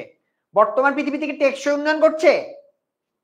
বলতো স্টুডেন্টরা, তোমাদের কাছে আমি একটু শুনি, ভারসাম্যপূর্ণ উন্নয়ন ঘটছে, ভারসাম্যহীন, টেকসই নাকি সুষম? তোমরাই বলো, এর অ্যান্সারটা তোমাদের থেকে নিব। বলো স্টুডেন্টরা, এটার অ্যান্সার কি হবে? জাকিউল ইসলাম জিয়ন 77-এর ডি, সাদমান বলতেছে 77-এর ডি, 77 বাদ, 78-এর অ্যান্সার বলো। 78-এর সি টেকসই, একটু বিবেচনা করে বলো। 78-এর সি রাখিশীল। যারা যারা সি বলতেছো আমি কিন্তু দেখতেছি, হ্যাঁ, সে একটু পরে চেঞ্জ করবা না। সো কারেক্ট অ্যান্সার সবাই বলতেছে সি, বাট কারেক্ট অ্যান্সার হচ্ছে ভারসাম্যহীন, ভারসাম্যপূর্ণ না। বর্তমানে যারা বড় লোক বা ধনী, তারা অনেক ধনী, যারা গরিব বা যাদের টাকা পয়সা নাই এরা নিচের দিকে। আবার আমার একদিকে ইন্ডাস্ট্রি হচ্ছে, একদিকে আমার ইন্ডাস্ট্রি বাড়তেছে, বিল্ডিং আঁকানোর চেষ্টা করতেছে আমি, ঠিক আছে। সো একদিকে ইন্ডাস্ট্রি বাড়তেছে, আরেকদিকে আমার গাছপালাগুলোকে তোমরা কেটে ফেলতে দেখতেছো, ঠিক আছে। তার মানে পরিবেশ একদিকে বিপর্যস্ত, একদিকে অর্থনীতি উন্নয়ন হচ্ছে, এটা ভারসাম্য নাই, পরিবেশকে আমরা বাঁচাতে পারতেছি না, টেকসইও হচ্ছে না, আমাদের পরিবেশকে আমরা বাঁচাতে পারতেছি না। তার মানে এটা হচ্ছে ভারসাম্যহীন একটা উন্নয়ন, যেখানে অর্থনৈতিক উন্নয়ন হয় কিন্তু আমার পরিবেশ বাঁচে না, তার মানে এটা ব্যালেন্স নাই, তার মানে এটা ভারসাম্যহীন। সো যারা টেকসই বলছো তারা ভুল বলছো। ঠিক আছে, বর্তমান পৃথিবীতে টেকসই উন্নয়ন নাই, এই জন্য টেকসই উন্নয়ন করতে হবে। বুঝা গেছে? ইজি। সো আজকের ক্লাসটা ছিল এই পর্যন্তই। 78টা ক্লাস, 78টা এমসিকিউ এর মধ্যে তোমরা কে কয়টা পারছো আমাকে একটু বলো, এবং আজকের ক্লাসটা কার কেমন লাগলো এটাও একটু আমাকে তোমরা হচ্ছে এখানে জানিয়ে দাও। প্লাস তোমাদের একটা গ্রুপ আছে, ঠিক আছে, তোমার এ প্লাস সাজেশন যে গ্রুপটা, ওই গ্রুপটায় তোমরা আজকের ক্লাসের রিভিউটাও দিয়ে দিবা যে আজকের ক্লাসটা কেমন লাগলো। সবাই একটু চেষ্টা করবা যে আজকের ক্লাসের কোন জিনিসটা তোমার ভালো লাগছে, আমার ক্লাসের কোন আইডিয়াটা তোমার বেশি পছন্দ হয়েছে, এরকম ক্লাস তোমরা আরো চাও কিনা, এইরকম বিষয়গুলো সম্পর্কে সুন্দর সুন্দর রিভিউ কিন্তু তোমরা এই গ্রুপটাতে দিয়ে দিবা। ঠিক আছে, এবং আজকের মধ্যে আমরা মোটামুটি আমাদের জিওগ্রাফি যে ওয়ান শট ক্লাস দুটা ছিল, এই ক্লাস দুটা কিন্তু আমরা আজকে শেষ করে দিচ্ছি। ঠিক আছে, সো তোমরা অবশ্যই কিন্তু ফ্রি গ্রুপটাতে জয়েন করবা, এ প্লাস সাজেশন গ্রুপটাতে জয়েন করবা, এবং স্টুডেন্টরা অবশ্যই রিভিউ দিবা। কে কে রিভিউ দিবা একটু আমাকে বলো, কারা কারা আজকে রিভিউ দিচ্ছ? সো অবশ্যই ক্লাসটা রিভিউ দিয়ে দিবে, কোন জিনিসটা ভালো লাগলো, কোন জিনিসটা তোমাদের বেশি করে অনেক বেশি বুঝতে সুবিধা হলো, এই জিনিসগুলো অবশ্যই গ্রুপে লিখবা, এবং অবশ্যই 10 মিনিট স্কুলের সাথে থাকবা এবং আমাদের এই ক্লাসগুলো কন্টিনিউয়াসলি করতে থাকবা। মনে রাখবা এসএসসি পরীক্ষা কিন্তু একদমই কাছে। সো মনোযোগ দিয়ে পড়াশোনা করো, ইনশাআল্লাহ পরবর্তীতে আরো কোনো ক্লাসে দেখা হবে। সেই পর্যন্ত ভালো থাকো, আল্লাহ হাফেজ।